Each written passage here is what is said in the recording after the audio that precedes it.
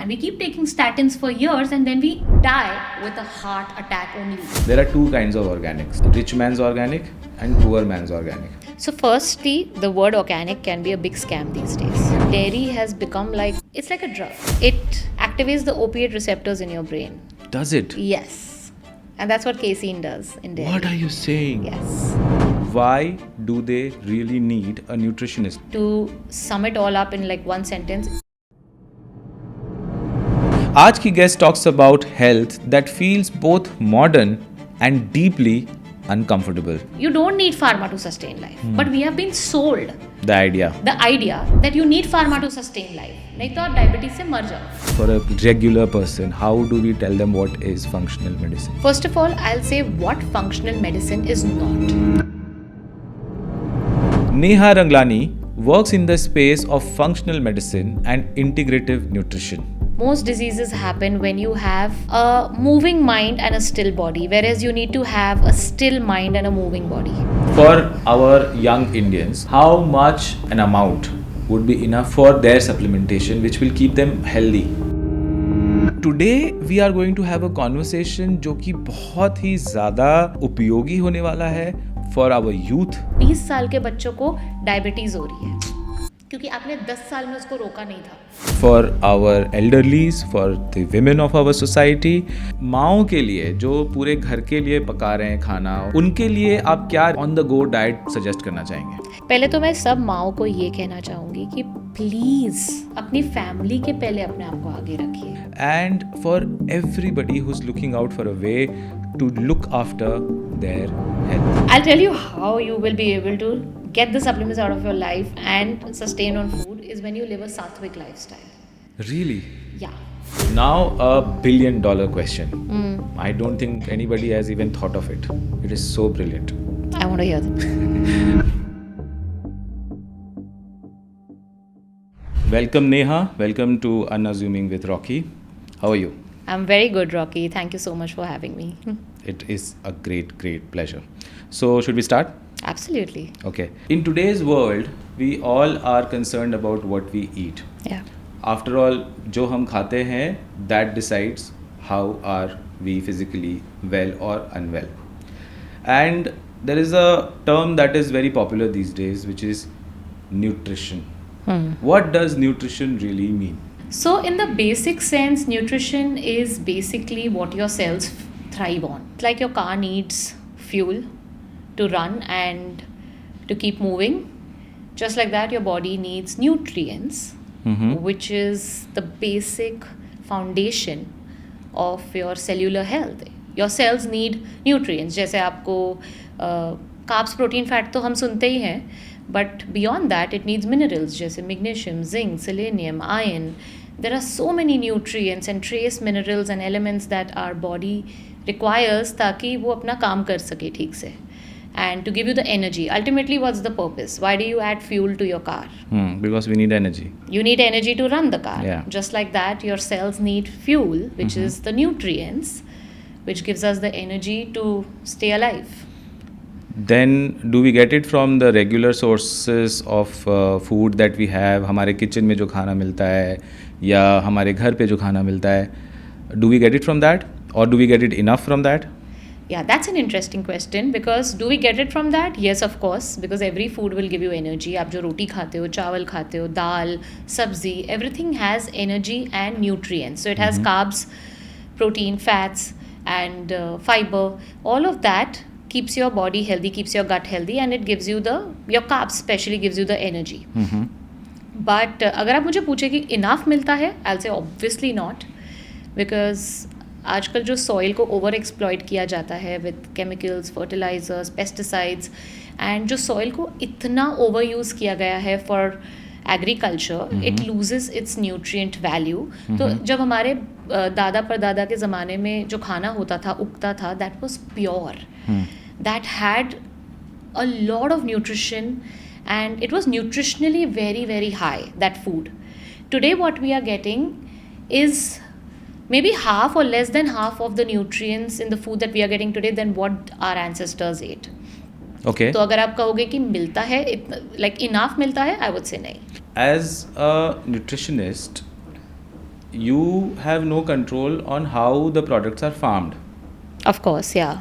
Then, for the people who are probably going to see this and learn something out of it, I want you to break it down for them. Why do they really need a nutritionist? Because you don't control where the product comes from. Yeah. But what can you actually do? Why do I need a nutritionist is a very important question, and that is why people probably are unaware and they don't understand why do they Yeah. need it and so important it is. Absolutely. This absolutely makes sense. Like, why do they need a nutritionist? But before that, I would like to say what comes in your food is not in your control, but where your food comes from and how do you choose that, that's in your control. So Right. basically, you can definitely choose organic food, food grown organically in farms which are not using pesticides and chemicals. They take care of the soil. They really produce the food in the most organic way. And that kind of food is available. Abhi market mein mil raha hai wo food because the demand is increasing, especially Absolutely. with the kind of diseases that are spreading, the fatal diseases. You see cancer, you see digestive issues, hormonal issues. We as nutritionists encourage people to opt for organic food as much as possible. जितना आपके budget में आता हो, whatever suits your pocket, if you can opt for organic foods, that is going to help you get more nourishment than what you're getting from your normal sabzis and normal groceries that you're buying. Second thing, the answer to your main part, why do they need a nutritionist? I would say because navigating all this while you're not getting enough is very difficult alone. Because you really don't know what you're eating. A, what you're eating. B, how much your gut is digesting and absorbing.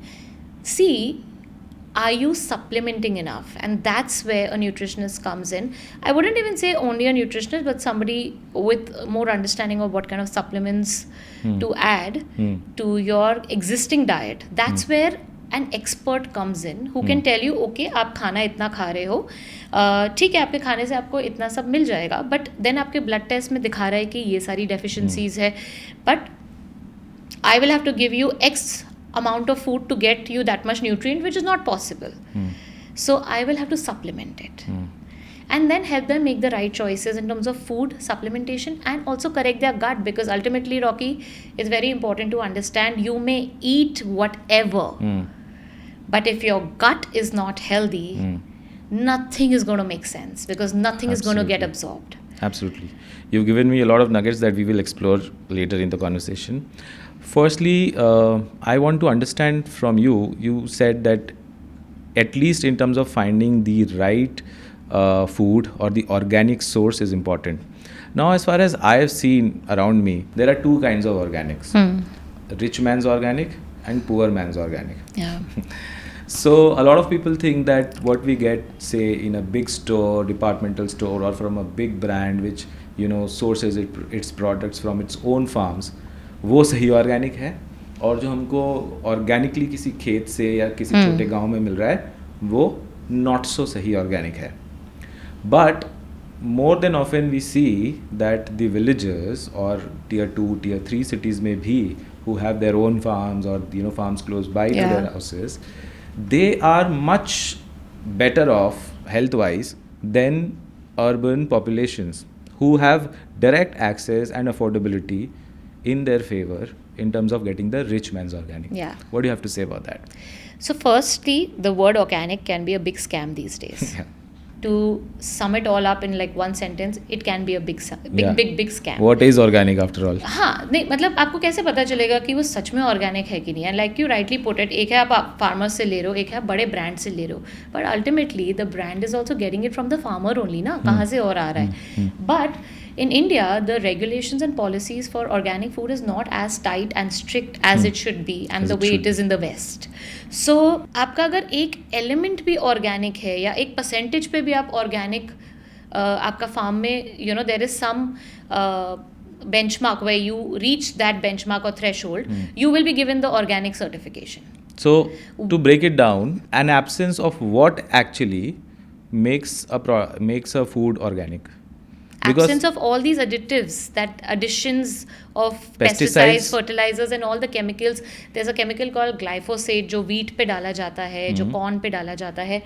So basically वो crop grow करने के लिए और आपके insects और सबसे बचाने के लिए होता है. बट नेहा, जब हम कोई पैक्ड फूड लेते हैं आजकल, there Yeah. Is a culture that we read the label. Yeah. But when we buy a vegetable from any market, whether it's a big market or a small market, there is no labeling. There is no labeling. How do we make sure, how does a layman make sure कि वो सच में जैसा आप कह रहे थे वो वहाँ पे वो pesticides, fertilisers, harmful chemicals use हुए हैं या नहीं हुए, even if they look organic? या सो ऑर्गेनिक एक तो लुक से आपको पता चलेगा definitely. The dals will not have the powder coating on it, the vegetables will be more brighter, the fragrance in the vegetables will be much better. Okay. In- Very important point to Yeah. note. So please go ahead. या but the point is that अगर आप एक urban consumer हो and you need to figure out how to buy organic, you will have to depend on the brands that are available. आपको access नहीं होगा farmer के पास जाके लेने का unless you have your own farms और you have your farm house in in a tier 2 city और अ विलेज और एनीथिंग. आपको नहीं होगा. Even then वो. you can't grow everything. You can't grow everything, but you can grow a lot. Yeah. But that's where your discernment as a consumer comes in, where you actually question the brand that you are buying from. And as a consumer, you have the right to question the brand, to ask them for their certifications. You have that right to tell the brand कि आप मुझे please अपने certifications, can I know where is it coming from, and also question them whatever other questions you have about the organic food that you're going to consume from them. And then once you find a brand like that, which there are many in the market today, there are many such brands that are doing genuine organic food जो farmer से उठा के आपको देते हैं. And of course because they are doing business, they have branding and labeling and all of that. And then you stick to that one or two brand that you trust. Obviously then you'll eat. So आपको एक experiential effect भी पता चलेगा आपकी body पे that okay, after eating this I'm feeling better. I'm not so bloated after eating this dal, but when I eat that dal मुझे ज़्यादा bloating होता है. So all of that makes a huge difference. And especially I'm talking about staples. Vegetables तो है ही, which you can get from organic markets. There are farmers markets these days. In fact, those are genuine places. When you go to farmers markets, जो हर area में होता है, आप वहाँ जाइए, they are absolutely selling all genuine, organic and clean products that they are claiming. So they are not really scamming people there. So आप वहाँ से जाइए, वहाँ से brands उठाइए, meet the farmers there, meet the owners there, brand owners, talk to them and then stick to those couple of brands that you know are doing good work. So we can't be so conveniently avoiding the real connection that we have to make even with our doorstep farmer or seller, because that is essential and that is very important, because then you will have a relationship जहाँ पे आप बोल सकते हो कि भैया वो जो टमाटर था वो अच्छा नहीं था, वो ऑर्गेनिक नहीं लग रहा था, वो कहाँ से लाए थे. And today we are living in a very powerful age. We are living in the age of social media where everyone has a voice and opinion and everyone can speak for themselves. It's not that time जो हमारे दादा परदादा के time पे सिर्फ celebrities TV पे होते थे और we as consumers had no say. Correct. Today you have a say. Right. Today if you make a video talking about somebody and maybe bringing out their truth or just putting them out there and saying they're not really giving what they're claiming, it can go viral and it can really put somebody's business down. So we are living in a very powerful age. So as a consumer, you cannot and should never forget your power. So number one is what we are eating, and we should all eat organic. Is like we eat dal, chawal, we eat vegetables, we eat meat, we eat seafood. How far can we go to find the organic food? Okay, dal, chawal, sabzi, all your fruits, all the basic grocery, which is the perishable and the basic non-perishables, you'll get it easily in farmers markets and like the brands that I told you how to find out about their genuineness, right? But when you talk about meat and fish, you really don't know where you're getting it from. What about dairy? That's another topic where you and I can go on for another hour for just dairy? Just dairy. The My conversation God. on just dairy can be another hour of a podcast. Wow. So I became vegan like about 9 years back now, and Not vegetarian. hardcore non-vegetarian turned vegan. Wow. Yeah. So it was a calling. I just felt like, why am I eating something dead on my plate? Why am I consuming dead energy? And to be honest, it was not for the love for animals or anything at that point. But it was this voice in my head that kept saying, Neha, you don't need this dead energy in your body. Kyun marawa kha rahi hai apne plate mein? And when I would eat that, it would give me stomach pain. So it was sort of aligning. I said, this is a sign. I am constantly thinking that, not that I'm consciously thinking, it's just coming to me. And the impact of that is visible. So I think I should just stop. And then I stopped for a bit, and I tested myself that, do I really go back? Will I crave for it? And that never happened.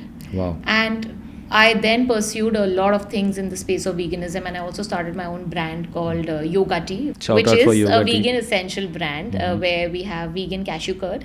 And now we've just launched our tofu made with organic soy. And how I can say it's organic, because we are directly getting it from the farmer. We are in touch with the farmer itself. And we know what his farm is like, and everything And that it is needs to be- available everywhere. It's available in most places. So it's available in a lot of cities. But like online मिल सकता है. online भी मिल जाता है. We also deliver, and it's available in Food Square, Nature's Basket, a lot of other places. Okay. And we're slowly, steadily increasing our reach to more and more stores and more people, because again, it's a niche product. Not many people consume tofu. Now that paneer has become such a talk of the town, especially in the last year. Yeah. Paneer is fake, paneer is this, and paneer is that. With that, people are now trying to switch to tofu. But there is fake tofu also available probably. There is everything fake available in the market, but Yeah. you have to find the good one. Yeah. Like genuinely, if you try, and I'll send you some samples, you'll genuinely try the tofu that I'm talking about, my brand. Not because it's my brand, but it's as soft as paneer, and it has no aftertaste like soy aftertaste. Yeah, which you usually get from Yeah, so you can easily replace it in your palak paneer, in your matar paneer, in your wraps, in your bhurji, and slowly, steadily, you will develop a taste for it, and you'll be like, okay, I like this thing. tofu. All right. So we've talked about what to eat. Now I want to talk about how much to eat, what is the right thing, and how do we know whether what we are eating is actually correct or apt for our bodies. And one thing is very popular to know such a trend is BMI. What is BMI? What is it actually, and how does it actually help? BMI is your body mass index. So basically, there's a formula. Weight is to height ratio, and you kind of calculate it, and it gives you a number which tells you whether you are obese, overweight, normal, or you're morbidly obese, or you're underweight. So basically, it just tells you which bracket you fall into. But it's not the best measure to understand if you're healthy, because it does not take into consideration your frame, how broad you are, how muscular you are. It doesn't take into account muscle and fat composition. It's just a number, and that number is very high for people with high muscle mass. If you take a bodybuilder, उनका BMI बहुत high आएगा, because obviously the mass is a lot, but where that mass is coming from, that's not taken into consideration. So what I see as a great way to understand if you're healthy or not is to check your fat percentage, obviously, and more than that is to check your visceral fat percentage, which is the fat Over your organs. over your organs. In the abdomen region, major of our organs are there, majority of our organs, and the layer of fat, if it's thicker over the organs, that's when it creates the problem. How do we test that? So through a BIA machine, you have the body analysis machine, right? Like the InBodies and the different machines now, Tanita, Omron, a lot of companies have those machines. So you check it on that, and it tells you if your BMI, if your visceral fat is within the range or it's higher. And if you're working on your health, your aim should be to reduce the visceral fat per se and overall fat of the body and increase the muscle mass. You don't want to lose weight on the scale. You want to change your body composition to a healthier one, because muscle is your lifetime insurance. Till you're alive, it's like an insurance, right? It's Yeah. going to keep you healthy. It's going to keep giving you everything back to be Yeah. healthy and to thrive. And fat is something that's going to take a lot away from you. It's going to give you hormonal imbalances. It's going to give you insulin resistance. It's going to give you brain fog. It's going to give you a lot of problems. So you need to cut the fat down. You need to up the muscle mass, reduce the visceral fat, so that your chances of heart attack and metabolic diseases like diabetes and thyroid conditions and autoimmune conditions is lesser. And that's how you actually judge whether you're healthy or not in terms of scale and BMI. It's good you talk about fat, because I wanted to ask you, when we see somebody who's, in an ideal way fit with muscles, six packs, or, a very high protein intake diet, are they really fit? For example, जब हम किसी ऐसे इंसान को देखते हैं, you talked about BIA, where we figure out their index in terms of whether they are obese or not. We can say somebody is obese or not just by looking at them. Yeah. Correct. But we probably cannot see whether a person has visceral fat even if they are leaner. Correct. So, how do we differentiate between what is the real fitness? You have to test. Test, don't guess. That's the main thing. Like you very rightly said, I could see a thin person or a fit person, like visually fit, who has a good muscle mass, and I see the body is a good structure, but are they really fit? Are they really healthy? That you can only know if you test. Now, by test, what I mean is obviously your blood work to see the deficiencies. And second is to do the BIA machine test to see where their visceral fat is, because these people are called as skinny fat. They are termed as skinny fat because they could be thin, they could be muscular, but they could still have the dangerous fat, which we are talking about. Is all fat bad? Not really. Subcutaneous fat is not bad. It's protective. That's the layer of fat. Like right when you touch your skin, ये जो fat हमको हाथ में आता है, this is not muscle. This is fat and muscle mix, but there's a layer of thick layer of fat. But that's insulation. You need that for temperature regulation. You need that for, feeling also cushioned and warm, and you just need that for your overall health. But you don't need more of that. More of subcutaneous fat also is bad, and definitely more of visceral fat is even worse. If a person is overweight, they can still have a very optimal lifestyle, do everything, maybe more than a fit person, so to say, like a aesthetically fit person. Yeah. But at the same time, we see sometime a person who has everything going for them. They are not able to do things which maybe a very obese person is doing. Yeah. So how do we differentiate whether what is the wellness level in these people, and how do we then cater to correcting it? Well, the person who is not feeling well, despite looking fit, has to seek help. The only way you will understand your own body is not by going through Instagram videos and trying to be your own doctor or nutritionist or expert.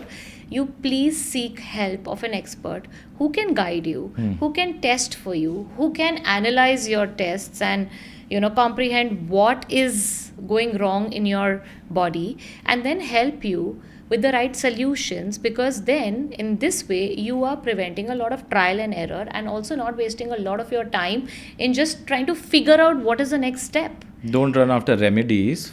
Don't run after remedies. Run for balance. Like Evidence-based. strive towards balancing your body, because every disease or every health issue, for that matter, even tiredness that comes up, Fatigue, it's a sign of imbalance. It's a sign of something missing in your body, right? So the body is never broken. It loves us more than we love it. Oh, very well said. Yeah, it's just constantly at this point when you and I are sitting and talking here, it's doing millions of things inside that we're not even aware of. Absolutely. So the body is constantly striving to keep you healthy and to keep you in equilibrium. But when you are not treating your body well with the way you sleep, with the way you manage your stress, or with the way you eat, or just constantly ruminating on your negative thoughts, you are taking away that state of balance from the body. So the body, even in that state of imbalance, is still trying to protect you in its best capacity. So as the owner of your precious body, it's your responsibility to seek help, to find a way out, to bring it back to balance, because any symptom, any sign, any disease is nothing but a sign of imbalance in your body. And when you correct the balance, the diseases reverse. The conditions get better. The fatigue goes away. The hair fall gets okay. The pigmentation goes away. Acne disappears. I'm just talking about the common problems we all face, right? Yep. So that is what you need to understand. So how do you distinguish whether you're healthy or not? Ask yourself. Question yourself a lot. Do I have energy? Am I feeling good? Do I feel hungry? Am I pooping well? Is my skin and hair healthy? Am I sleeping well? Mm-hmm. All these will give you the answers. And if any area is, sort of not matching up to, like, it's not even 8 on 10, then you know that, boss, this area needs help and I need to seek help. Is help affordable? Very much. You have Like if somebody needs to connect with you, are you affordable? It's a very subjective question, Rocky. What is affordable to you may not be affordable to me. Yeah. And vice versa. Yeah. In situations and cases. But I'm saying there are an array of professionals out there who are happy to help But you. isn't that a problem also? Like, for instance, there are many people who are providing help on Instagram. Not necessarily everybody is as I'm not evidence-based. talking about Instagram, Rocky. What I'm trying to... वहाँ से तो बहुत ही मुश्किल है. That's what I'm saying. But आपका access शुरू वहीं से होता है. आप समझ रहे हो? For most people, why I'm asking this question is because I really want to help them. Yeah. I really want them to figure out a way which is beyond scrolling. You're right, but on Instagram, you have a lot of self-proclaimed So how do we experts discern? who have just lost weight themselves, and then they say, I'm going to help you lose weight. And Instagram works on algorithm, so it supports new How do we content discern? creators. So then their page reaches 1 million, and then the normal experts who are working for years, their page still stays at a few lakhs, and then you're like, okay, but उसके पास इतने followers हैं, उसके पास कम है, तो ये better होगी. No. That's where again you, as a consumer or as a client, you question. You talk to people, you talk to, maybe choose 4 experts or 5 experts who you resonate with. And I'll tell you one thing, intuition and gut instinct never goes wrong. आप जब किसी का page देखते हो ना, don't go by how many followers they have, or because your friend went to them, you also go to them. Question if you really feel connected to what they are talking. And if that makes sense to you, talk to them. Get on a call. A genuine professional who's happy to help you and who's really working for the welfare of the people and is in service wholeheartedly is going to make sure that all your questions are answered, is going to make sure that all your doubts are cleared before you sign up with them, and they will give you the 100% that you deserve and you're actually signing up with them for. And that is very important. All right. Blindly don't follow everybody and anybody. Anyways, we are in information coma right now with social media. We have so much information. Up social media kholo and there's just information bombardment. Yeah. Right? And sometimes your conscious mind can't even process it. You're like, kya karna hai, ye karna hai, wo karna hai. But your instinct will tell you. In this bombardment that we were talking about just now, I mean, there's one more term that is very popularized these days, which is functional medicine. I want to understand from you. We spoke about visceral fat, we spoke about body mass index, and we spoke about organic food. Yeah. How does it all, that is why I'm asking this question at this juncture, because we have spoken about the precursors to all of it, right? आपके हिसाब से, what do you think for a layman, for a regular person, how do we tell them what is functional medicine? Okay. First of all, I'll say what functional medicine is not. Brilliant. So it's not दवाई. Because a lot of people come and ask me, Neha, functional medicine में आप कौन सी दवाइयाँ देते हो? What form of medicine is it? Yeah. So I say it's not दवाई or it's not a form of medicine. It's a form of practice. Okay. So just like in nutrition, so as a nutritionist, what you do is you give diets. But in functional medicine, we go many levels above. So for me, I will not see a person's diet as the first thing when they come to me. When they fill in their health history form, I am not concerned about what they are eating. Really? That's not my first point of focus. My first point of focus is, who is this person? कहाँ से आते हैं? क्या करते हैं? कैसा सोचते हैं? Okay? What are the symptoms that they are facing? Then you weave the symptoms together. You create the map and you join the dots to understand which system of theirs is actually problematic and what are the other systems that are involved in it. So in a nutshell, if I have to put it, you're looking at the entire person as a whole. This is not just about their diet कि आप इतनी calorie खाओ, इतना protein खाओ and इससे आपको ये weight loss मिलेगा. No, it's about going to the root cause of the problem and understanding how to deal and how to help the person holistically. Because if your gut is unhealthy, then so is your thyroid. If your thyroid is unhealthy, so is your metabolism, so is your sugar control and the insulin sensitivity in the body. So it's all a connection. So basically we help people with the right approach in terms of food. Sleep is a very important aspect of good health. Stress management, the right kind of supplements. Functional medicine revolves around the right kind of supplements, because we believe that you can therapeutically use supplements to bridge the gaps and the deficiencies and the lack that the person is facing, and help them to recover from there, and then help them to maintain them with the right diet and basic supplements that they can take. Like I said, because we are not getting our food 100% nutrient rich, we need to supplement our diet to stay healthy. But again, what supplement, how much, what dosage, till when? These are the questions only an expert can help you, and that's what we do in functional medicine. All right. So, in a very layman's understanding, from what you said, functional medicine is about treating or figuring out what is best for your holistic health. Yes. And you said it is not giving dawai. Yes. Just giving dawai for that matter. Yeah, and I'm just adding, sometimes it's not the person's diet. Like when I see a person, when they come to me, their diet looks absolutely okay. Like they're eating 80% fine, which we all do. Yeah. 100% to koi nahi kar pata, right? But it's about what is the other aspect which is affecting their health. Sometimes they're just not sleeping at all. They're sleeping at 4 in the morning. And I'm like, you may eat the best food in the world, but if you're not sleeping well, your sugars are not going to be balanced the next day. You are going to crave for wrong things. You are not going to detoxify. And your liver's going to be clogged up. Your hormones are not going to be balanced. And then we wonder, acha fir, why am I getting diabetes? Why am I getting thyroid issues? Why am I getting cancers? So you understand where this comes from. So it's not just about food. It's about what are the small nuances that need to be managed. So, what I want to ask you after everything that we just spoke about is that we were just talking about holistic health, right? And we were talking about functional medicine.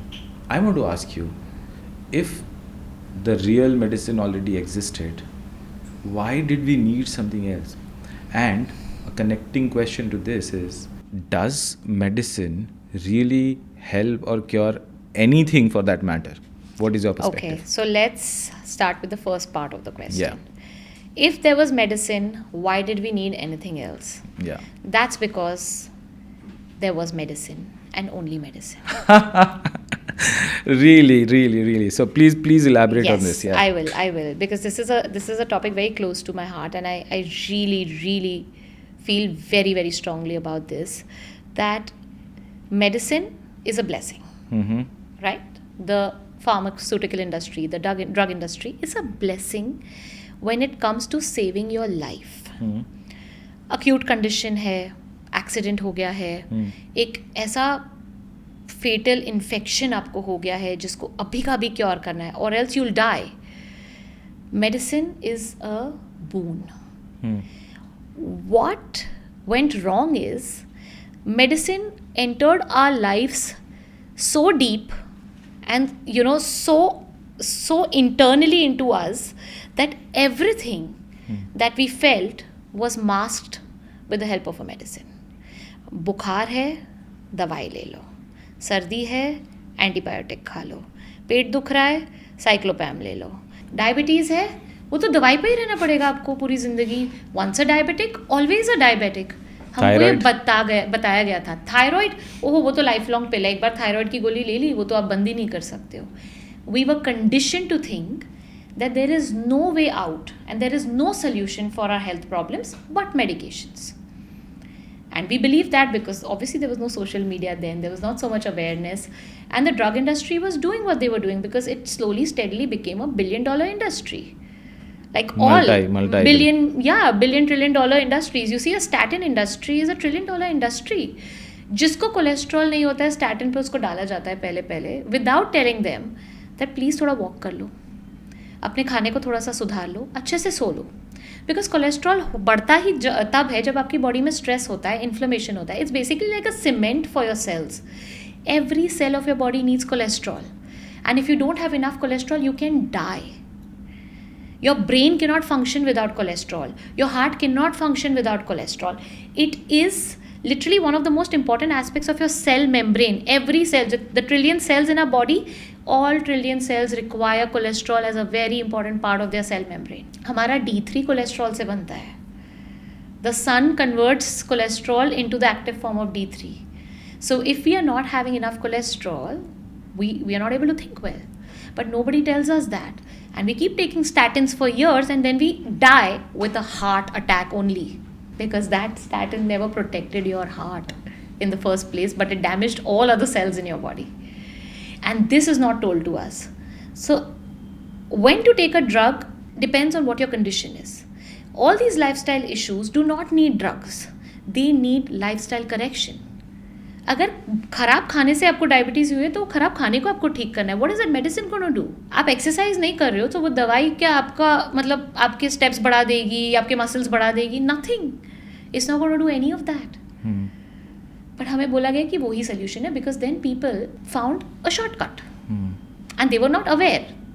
And longer route is obviously the tougher part, right? Absolutely. When you have to take care of yourself, रोज सुबह उठ के आपको exercise करना है, time पे सोना है, ठीक से खाना है, specially in a world that we live in today where there's so much distraction in terms of food and we're just constantly stimulated with new things around us. How is a healthy lifestyle going to be possible? Then more and more and more and more drugs became a part of our life. हमारी नानी दादी, आपको याद होगा, I mean we all have memories. Our grandparents, when we would have fever, वो बहुत घर के नुस्खे करती थी. हल्दी का पानी, हल्दी का दूध, आपको सर पे पट्टी रखना. क्रोसिन और ये उनके किट में नहीं होता था कि जैसे बुखार हुआ क्रोसिन डोलो खा ली, क्रोसिन खा लिया. That was never the first step और the first approach to a health problem that showed up. Never. In fact वो कहते थे रेस्ट कर लो, सो जाओ, बस ब्लैंकेट डालो, सो जाओ, पसीना निकलने दो. इफ यू रिमेंबर यही होता था. Absolutely. हमने बोला, अब हमने क्या बोला, हमारे पास टाइम नहीं है ब्लैंकेट डाल के सोने का, पसीना निकालने का टाइम नहीं है, हम डोलो खा के काम पे जाएंगे. That is what is created the problem. And that is why we need holistic help. And that's why we need to come back to our basics, to our root, because our foundation is a healthy lifestyle, which includes your food, your sleep, your stress management, your breath, your movement, your hydration. जब आप foundation को ही ठीक नहीं रख रहे हो, आप सोचो वो एक दवाई आपको मैजिकली ठीक कर देगी. Medical science any which ways वो सिर्फ उस चीज़ को जाके रिएक्ट करती है. It treats the symptom. It's very symptom centric. It's very symptom centric. It's not person centric. Not at all. वो ये नहीं पूछेगी कि आपको डायबिटीज़ क्यों हुआ. Which we ask. We ask Yeah. a person, are you not sleeping okay? Are you very stressed out? Because stress can make you insulin resistant more than anything else can make you. You can eat the world's broccoli on earth. मतलब पूरा दिन broccoli खाओ, but आप stress लोगे ना तो भी diabetic बनोगे. That's because your body is producing those chemicals. The stress chemicals, the cortisol, which makes you insulin resistant when it's chronically high, which increases your visceral fat because your abdomen has 4 times fat receptors, which has affinity for cortisol than any other part of your body. Is it more in Indians? Yeah, also genetically we are blessed To save more fats. to save more fat Okay. So why were we sold this scam? because it was profitable. So if it is profitable, and it was profitable, how do you think the functional medicine or holistic medicine, if you like to call it, how would you think that it will survive? Because now people realize that to live healthier long term, you have to bear a little bit now with the changes that you need to make with your Are lifestyle. you seeing a change In what? in the responses from people who come to you? You have no idea. I wake up every morning and do what I do is because of what I see, the transformations I see, and that drives me. I've been doing this for 18 years, and that's the only reason that I wake up every day and I'm like, I am so amazed and always in awe of what our body can give and what our body can do, the magic it can do. I'm in awe of that. And your body, if it can heal a broken bone without your intervention, it can reverse anything under the sun, provided you don't interfere too much with it, with your own taam jham. You do it the right way, give your body the foundational health, and you will see magic for yourself. What do you think about Ayurveda? Ayurveda is, again, it's rooted in Thousands of years of yeah, civilizational. thousands of years. It goes back like thousands of years, and now the West tells us more about Ayurveda Chai and tea yoga. latte. Yeah, so Ayurveda, obviously, again, it's the science which again works with your doshas, and it again is something that works with the root cause. Correct. So that's the root, and You that's think the it's going to approach you become need an to take. answer for the Western medicine in the future? I totally feel going back to the basic is going to become the answer, because the West is now adopting that. And Yeah. we are very excited because we see the Westerners talking about it and we're like, wow, that person said it. But hello, our Rishi Munis and Vedas have said it like thousands of years back. But now we want a Westerner to come and tell us and validate it for Yeah. us that that's the right thing. When a coffee brand sells turmeric latte, it sounds more interesting than Yeah, haldi turmeric doodh. latte. It's just the packaging, right? It's just repackaging, rebranding, giving it Yeah. some very nice jargons and names and all of that, and then it sounds like, wow, ये ना अंदर जाके ना पूरा सब कुछ साफ कर देगा, पूरा magic हो जाएगा. I'll become like transformed overnight. Talking about packaging, I think we really, Indian civilizational ideas really lost the race in terms of packaging. And one more thing that was packaged really well, and I want to ask you this, is breakfast a scam? Heavy breakfast is a scam.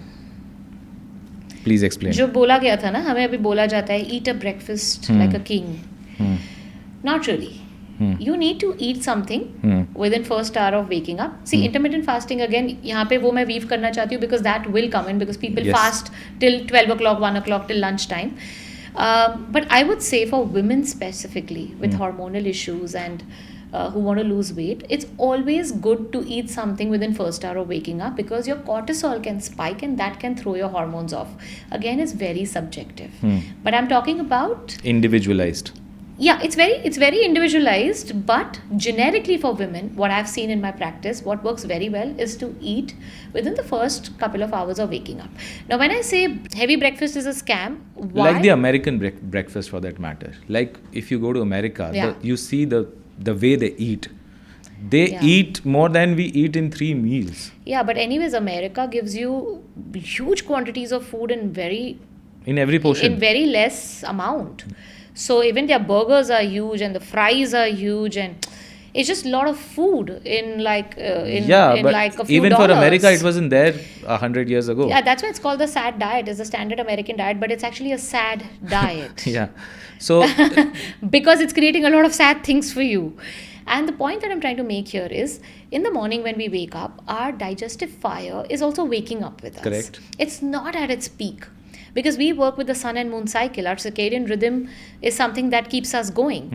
So if you're eating a very heavy breakfast and your digestive system hasn't woken up completely, that will still cause bloating and indigestion, and it will be heavy on your stomach. But if you're eating something light, which could be fruits, or it could be our simple, what we eat usually, idli sambar chutney, which is easy to digest again because fermented. Our light nashta, that is something that will give you the energy, lower your cortisol spike, and still let you feel hungry till lunch. And lunch should be your biggest meal, because that's the time when your digestive fire is at the peak, okay. and your dinner should be very, very light. You spoke about Indian light nashta. When we say light nashta, and in India, we still have, culturally, every region has its own specific meal. For example, there is कोई इडली पोहा खा रहा है, कोई उत्तपम खा रहा है, कोई डोसा खा रहा है, कोई वड़ा पाव खा रहा है, कोई पराठा खा रहा है, कोई पराठा खा रहा है, कोई कचौड़ियाँ खा रहा है. My point is, how much, again, like, maybe it is regional, it is seasonal, which is good for us for breakfast, but how do we really know where to stop? No, kachori and vada pav is not good for you in any season, in any region. It's not something that you should start your morning with. Okay. But I'm talking about the other nashtas. Poha? Poha is fine, but But isn't it just rice? That's what I was just coming to that. Poha, but I like to make it with a lot of moong and or moong and chana mix, and a lot of veggies. So it's not just rice. Okay. So you're eating poha, which has also protein and fiber and nutrients, like gajar dal do, usme aap fancy dal do, French beans, and then you add in potato, onions are fine. Then you add in a lot of moong. So I always tell my clients to eat poha with moong and veggies. It's never poha, rice poha. It's never kanda poha. It's never just that. And telling your clients to eat idli, sambar, chutney, because that's a great combination of carb, protein, fat. So sambar is protein, idli is carbs, and a mix of protein because it's rice and dal, and it's coconut is a good fat, is the chutney.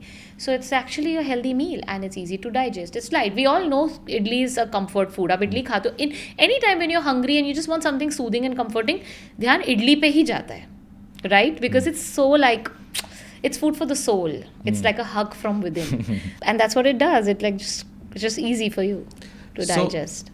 I want to understand from you, since in India, we have so many regions with so many seasons. And typically, our bodies are made to eat is where we are geographically located. True that. Correct? Yeah. For example हम जहाँ पले बड़े हैं, जहाँ हम पैदा हुए हैं, वहाँ के जो सीजन्स हैं, वहाँ पे उन सीजन्स में जो भी वेजिटेबल्स आ रहे हैं, फ्रूट्स आ रहे हैं, our body is designed more likely to eat those things. Yeah. But in the modern day, there is a migration that happens like every day, every time. And we have migrated from somewhere else, you have migrated from somewhere else. And we are eating, you know, the opposite of what our bodies were supposed to eat probably. Yeah. So if you were living in that region and you ate that food, it would be good for you. But now you're living in this region. So your body has to adapt to this region. So my question is, is evolution catching up to the way we are migrating? And is that a reason for most of the problems that we see? A lot of it, because a lot of world food is available now. Correct. World food is available at the snap of your fingers. So आपको China का fruit मिल जाएगा, आपको Thailand की vegetables मिल जाएंगी, आपको मतलब सब कुछ मिल जाएगा. ब्राज़ील का एवोकाडो मिल जाएगा. And yeah, like the carrots and the sweet potatoes and stuff that you've never seen will be available in all these fancy supermarts, you know. But the idea is, and again here the discernment comes in, do you really need to eat that? नहीं, आप अपना normal खाओ ना. आपको जो आपके जो शहर में आपको मिल रहा है, एंड वो ज़रूरी नहीं आपको खाना है, बट आपके यहाँ जो उगता है, like you know what's basic staple, dal chawal sabzis, those are basic. And then of course you have seasons in every region. Like we live in Bombay, we have some green leafy vegetables which are really amazing in the winters, which we get only in the winters. So buy more of that and eat more of that, because they are there for a reason. If you're getting mangoes in a particular season, that has the nutrients to help us improve our health and nourish us in that particular season. The mango is labeled as, oh no, it's meetha, nahi khao, zyada mat khao, and all that. Mango खाने का तरीका गलत है लोगों का. Juice बना के खाना, मिल्क शेक बना के, जो बहुत ही टॉक्सिक है, बिकॉज एक तो milk and fruit and it goes and ferments in your gut. Second is as a dessert after meals, dinner के बाद, लंच के बाद, aamras full of sugar. So how are you eating a mango? वो है ही इतना. If you just eat the mango, it's fine. If you just eat a mango in your mid meals as a fruit in itself, it's going to do no harm to you. My diabetic patients also get to eat mango. Great. Very good. So people who love mango can eat mangoes. Just like the eat breakfast like a king example, India में एक कहावत बहुत popular है. मेरी नानी, मेरी दादी same चीज़ें कहती थी कि जो एक बार खाता है वो योगी होता है, जो दो बार खाता है वो भोगी होता है, और जो तीन बार खाता है वो अल्टीमेटली रोगी होता है. So I practically in my life, unless I'm traveling, I don't eat breakfast. Okay, and I'm like pretty fine. I'm absolutely like healthy and everything. Touch wood. So I want to understand कि क्या ये concept जो है कि आप 2 मील खाओ या probably 1 मील खाओ, does it really implement in the modern lifestyle?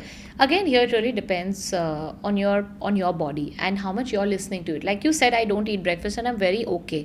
Again, I want to add that point here. For men and women, it's very different. Men can intermittent fast till 2 o'clock and get great results. For women, if they have hormonal issues and they do that, their hormones go off balance. So that, again, very, very important to understand. That's why as a man, you don't feel hungry in the morning and you don't eat. You're not feeling really anything that's going Low on against energy or fatigue. your health with yeah. that, right? So you're not, you don't have fatigue, you don't have low energy, you don't have any of those symptoms which is telling you that, oh, you need to shift something or you need to eat breakfast. None of that is happening to you, right? But again, you have to listen to your body. There are some men who say, I feel very hungry in the morning, right? So if your body is feeling hungry at that point and you ignore the body's signal, then you're going to have repercussions, because again, imbalance will come in. Where does the imbalance come in? When we don't listen to our body signals. नींद आ रही है, हम सोएंगे नहीं. थक गए हैं, हम रेस्ट नहीं लेंगे. प्यास लगी है, हम पानी नहीं पिएंगे. भूख लगी है, हम खाना नहीं खाएंगे. या भूख नहीं भी लगी तो भी हम बहुत सारा खाना खाएंगे. This not listening to your body's cues of hunger and just general of how it's feeling inside and giving it what it needs is what is going to create the imbalance. So it again is very subjective. It's not like आप कर रहे हो तो सबको वो करना है, या कोई और कर रहा है तो आपको वो करना है. आप अपनी बॉडी का सुनो. If you feel without eating breakfast you're thriving, you're doing well, continue. It cannot be one size fits all. जैसे ये इस कहावत में जैसा कहा गया है कि जो एक बार खाए वो योगी. अब अगर आप एक योगी की लाइफ को देखोगे practically, they are sitting doing sadhana in a mountain top or under a tree somewhere in a forest. Their consumption of energy is practically very minimal, right? Yeah, and besides that, after meditating also you don't feel so hungry because you've balanced a lot of your body's It's energies. not that they are yogi because they are not eating. It is they are yogi and that is why they are not eating. Yeah, primarily. And they also keep it light because उनको साधना में और meditate करने में to go deeper into their practice, when there's less of food in your stomach, it's easier. So it's always a lot of aspects which are involved, but we are not yogis at all. Correct. My question is, in today's modern urban business world, corporate world, most of the people who go for a job are sitting in front of a computer for most of the day and just doing some work. Okay, their physical activity is very, very minimal, very limited. Correct. So, but their lunch is like a lunch, their breakfast is like a breakfast, because we are taught that. And then they eat, something in the snack in the evening, some chais, coffees in between. Is that healthy or even required? No, that's not required. Those are the people who are overdoing it. They are sitting through the day on their chair, barely moving, air-conditioned atmosphere, not even getting proper sunlight and air and oxygen. The outside world is like really not something that they have the privilege for, because they have to live in closed doors throughout the day. But the amount of meals they eat is because of the stress they take. Their mind is working a lot, their body is not. And I always say, most diseases happen when you have a moving mind and a still body, whereas you need to have a still mind and a moving body. Brilliant. And that is the cause of all problems. Now, if you see the corporate world, they have a moving mind and a still body. So their mind is so active through the day, and your brain consumes a lot of your energy. Absolutely. Like literally 70% of your energy is consumed by your brain. If you're constantly thinking, imagine the amount of energy that's going to be demanded out of you. So आपको भूख लगती है, फिर आप खाते हो, बड़ा move नहीं करते हो, तो वो एनर्जी जाएगी कहाँ? That's going to go as fat and sit in your belly and your hips and your thighs and all of that, right? And that is causing a lot of lifestyle diseases amongst the corporates today. And that's where they need to balance. When corporate employees come to me or when I give corporate sessions, we teach them how to move in interims through the day in the office space, and also how to manage their mind. Because if their mind is not calm, आप काम कर रहे हो एक चीज़ है, but आप overthink कर रहे हो, आप stress कर रहे हो, there are a lot of factors which are involved in a corporate setup. How to tackle that? Because you can work, but without overstressing. Then you don't need so much energy. And then how do you cut down your food, and how do you balance all the aspects so that while working in a corporate setup, you can still achieve your health goals? Do you recommend OMAD, 1 meal a day, or intermittent fasting for your corporate? Not at all, because like I said, they require a lot of energy. They need to have frequent meals, but smaller quantities and more fiber-rich, nutrient-rich meals, which doesn't get stored as fat in their body. What do you think about OMAD and intermittent fasting generally? OMAD, not for everyone. I think it's very extreme and you can't sustain. Something that's not sustainable is going to create issues if you do it for long term. Intermittent fasting is very sustainable, but again, intermittent fasting, it's a new term given to something that our ancestors used to anyways do. Correct. वो रात को 7 बजे खाना खा के ख़त्म कर देते थे 7-8 बजे and सुबह उठ के अपनी चाय या whatever they used to have first meal at 8 o'clock in the morning. 12-hour fasting was a norm. खाने के बाद चलते थे. I remember my grandfather used to walk in the corridor of the house after every meal. Absolutely. There was no social media to tell him that कि please अब खाने के बाद चलो. It was a natural instinct of the body कि खाना खाए तो थोड़ा चल के उसको उतारते हैं. Yeah. Now we've lost the connection with our own instincts. Yeah. We are disconnected because somebody on social media is telling us हमें क्या करना चाहिए. तो हमें अपनी खुद की आवाज़, अपनी अंतरात्मा की आवाज़ सुनाई नहीं देती है. बिकॉज हमें सुननी नहीं है क्योंकि हमारे हिसाब से वो जो सामने वाला बंदा बात कर रहा है ना वो शायद ज़्यादा समझदार है. And that's where we are losing the plot of our own health and our life, I feel. And that intermittent fasting is something that's going to help you. So, of course, 12 hours is something that everybody should do, irrespective. Man, woman, corporate goer, housewife, everybody should do. Beyond that, you Children? I think definitely even children should do 12-hour fasting. It is your digestive system. If your digestive system is constantly working, it's your body is not repairing, not recovering, not clearing the toxins, not doing anything that you need for long-term good health and to not ultimately lead to fatal diseases. So even in children, they should have 12-hour fasting. Because हम कहते हैं ना बच्चे हैं ठीक है तो क्या हो गया उसने थोड़ा सा खा लिया खाना खा लिया अच्छा बेटा भूख लगी रात को ये भी खा लो no you need to inculcate the fasting habit even in your child that इस पॉइंट के बाद no food because digestive system तो उनका भी खराब होता है होता उल्टा और है आजकल बच्चों का बहुत ही हो रहा है childhood obesity is literally like an epidemic right now. You see kids, visceral fat उनमें सबसे ज़्यादा है. Because actually parents push करते हैं उनको ज़्यादा खाने के लिए. Somehow they think that maybe उनका बच्चा ज़्यादा खाएगा तो उसके हेल्थ के लिए बेटर है. Again that's conditioning, Rocky. हमको बचपन से सिखाया गया है कि हेल्दी बच्चा खानदानी बच्चा लगता है उसको अच्छे से खिलाओ और बच्चे हैं बच्चों की बॉडी तो सब प्रोसेस कर लेती है. क्यों बच्चे हैं तो वो बच्चे कभी तो अडल्ट बनेंगे.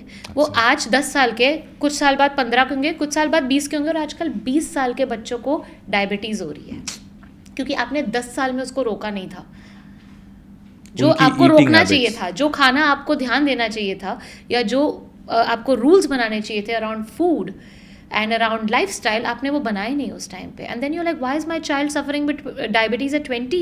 I've had clients 17-year-olds coming to me with high blood pressure, high cholesterol, diabetes, and literally as a coach sometimes I'm sitting here and thinking I obviously want to help them and I'm a coach, but the you know the child within me is thinking हम क्या करते थे यार उस ज़माने में और ये क्या कर रहे हैं इस ज़माने में, ये क्या हो रहा है. Like the first time I heard about diabetes is when my mum got it when I was 15 and she was 40-45 something.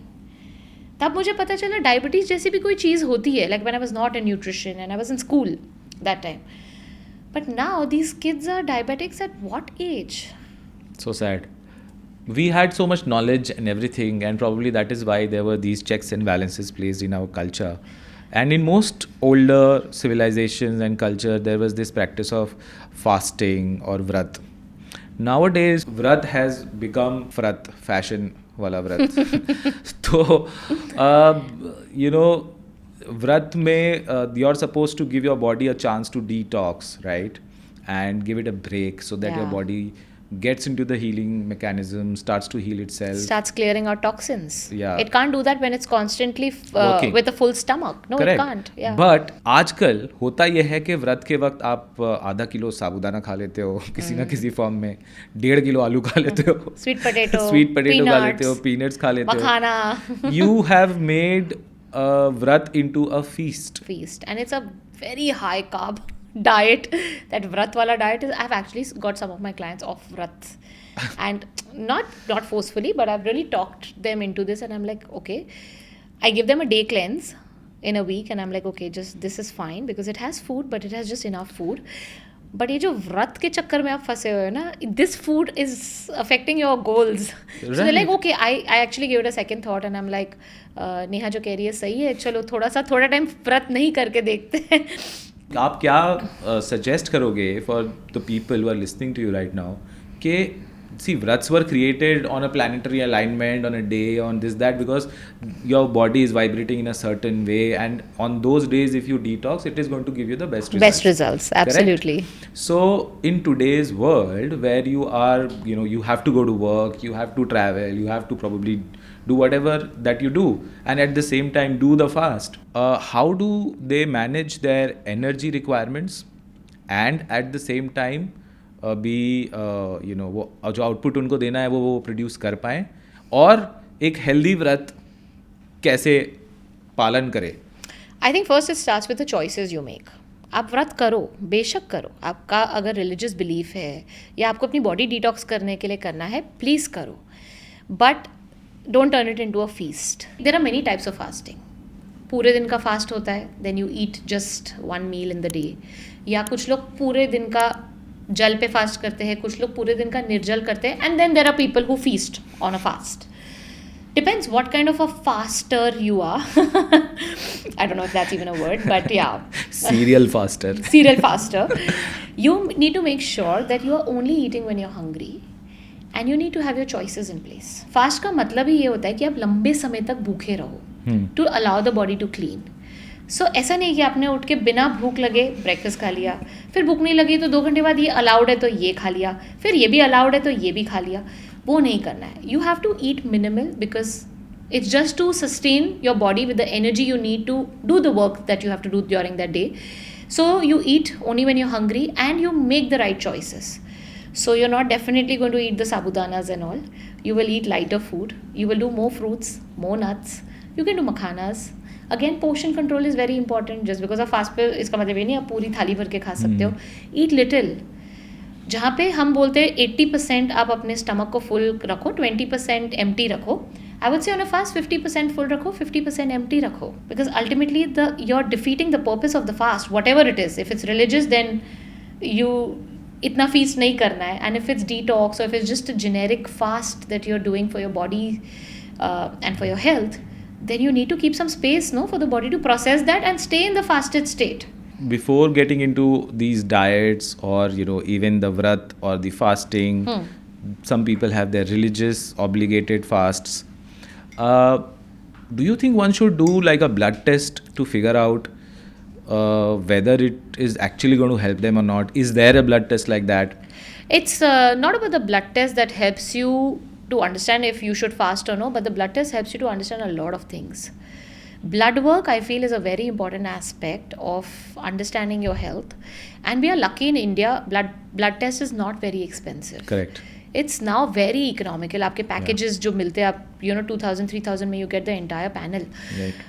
Abroad it's very expensive. Yes. I have clients in the US, उनको permissions लेने पड़ते हैं, उनको Prohibited, prescription. हाँ, आप कर ही नहीं सकते. Without insurance, without this, there are a lot of red tape, compliances to get a blood test done. But in India, we are very, very blessed. Correct. So I feel everyone should do a blood test at least once in a year. And if you have health issues, then once in 6-8 months तो करना ही चाहिए.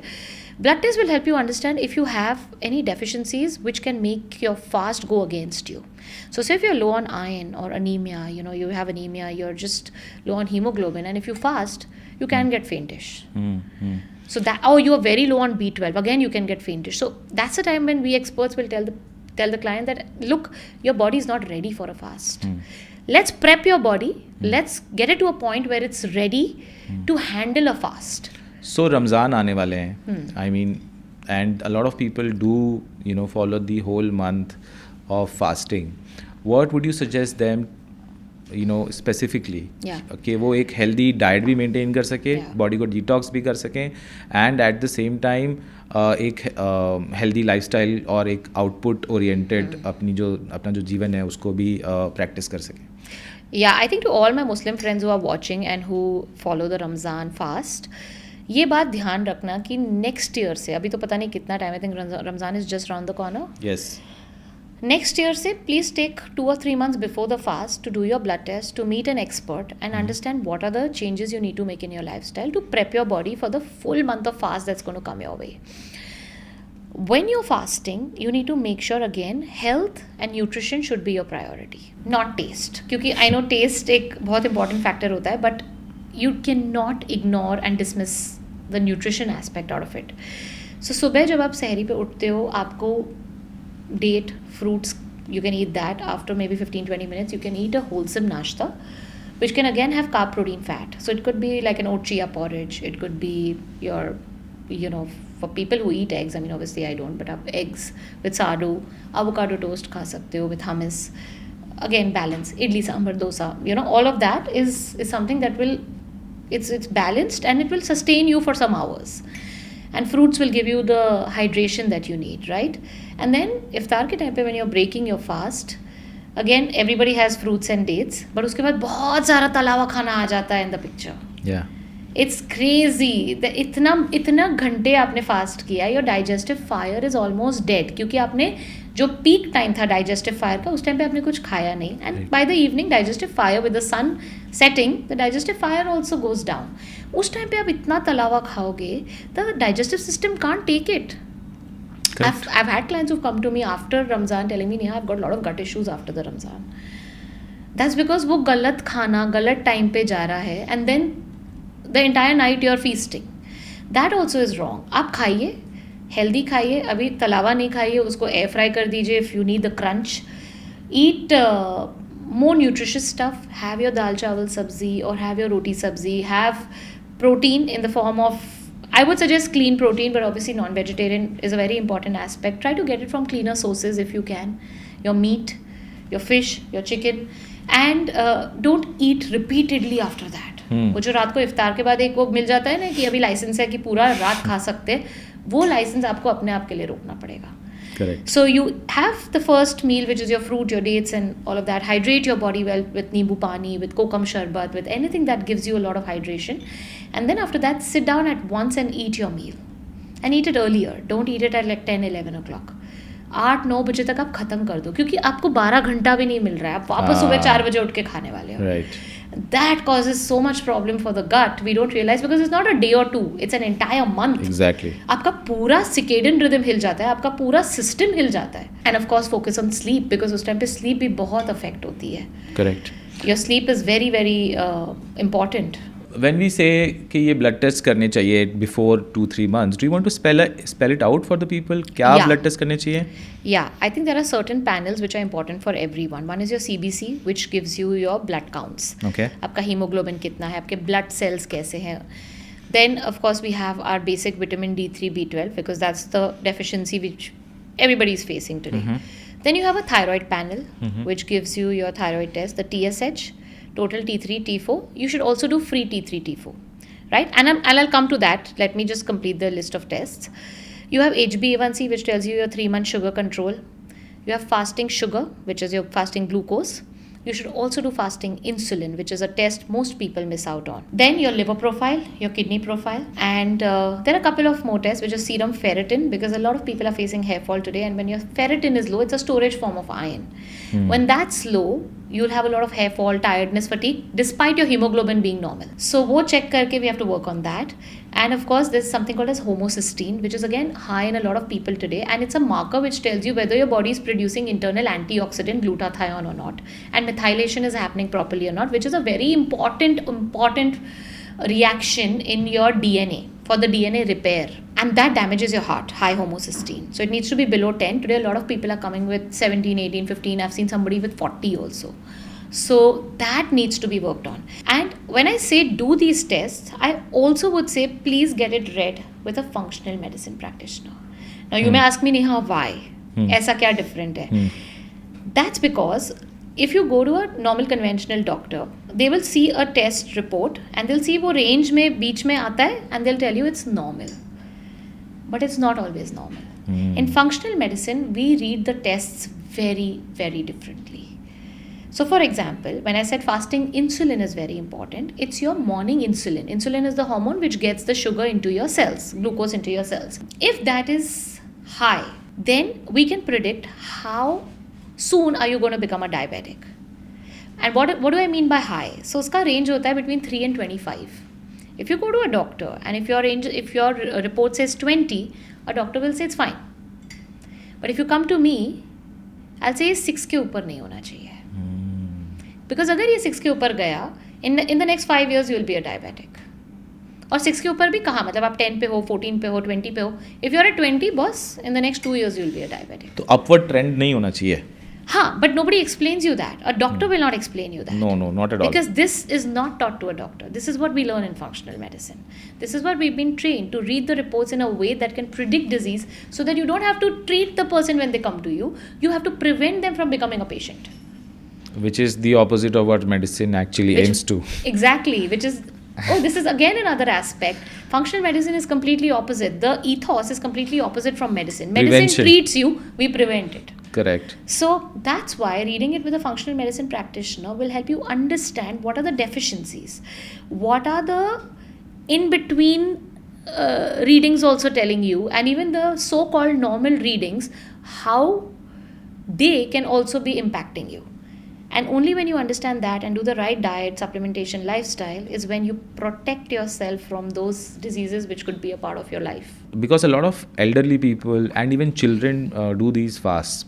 So can they also do these blood tests? Yeah, they don't need everything. For children, like they don't need HbA1c, and depends how the child is. If he's obese, then we probably do it, subjective. But they can definitely do their hemoglobin, D3, B12, serum ferritin.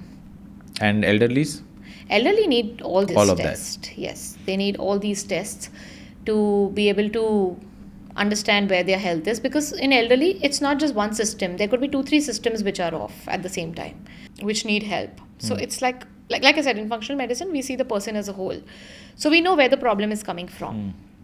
And when you see as you mentioned that there is a range that is mentioned in every blood test that we do. जब हम वो blood test देखते हैं and doctor just says कि हाँ अगर वो normal के range में है between say 5 to 20 or 6 to 18 or whatever that is, depending on what they are checking, they say it's normal. They don't consider कि उसमें भी वो trend क्या है, upward है, downward They है. don't consider that. In fact, they don't. Most doctors don't even educate you. They don't have the time to educate you about what your report is looking like and क्या करना चाहिए आपको. आपको prescription लिख के दे देंगे. आपको पता भी नहीं होगा कौन सी दवाई किसके लिए and कौन सा supplement उन्होंने जो डाला है वो किसके लिए. You would never know that. So most doctors don't. Maybe the new doctors do, but old doctors तो No, not at all. I mean, majority of the doctors that I have gone through, nobody really says unless you ask them. Yeah. If you are aware and you ask them, then you probably get an answer. Yeah. Sometimes even then you don't. Even that is not always a guarantee. So it is as a job for you, it is such a individualized and customized process. It's we don't have no two diet plans, or I don't call them diet plans, I call them health plans. No two health plans look same. No two people's supplement plan looks same.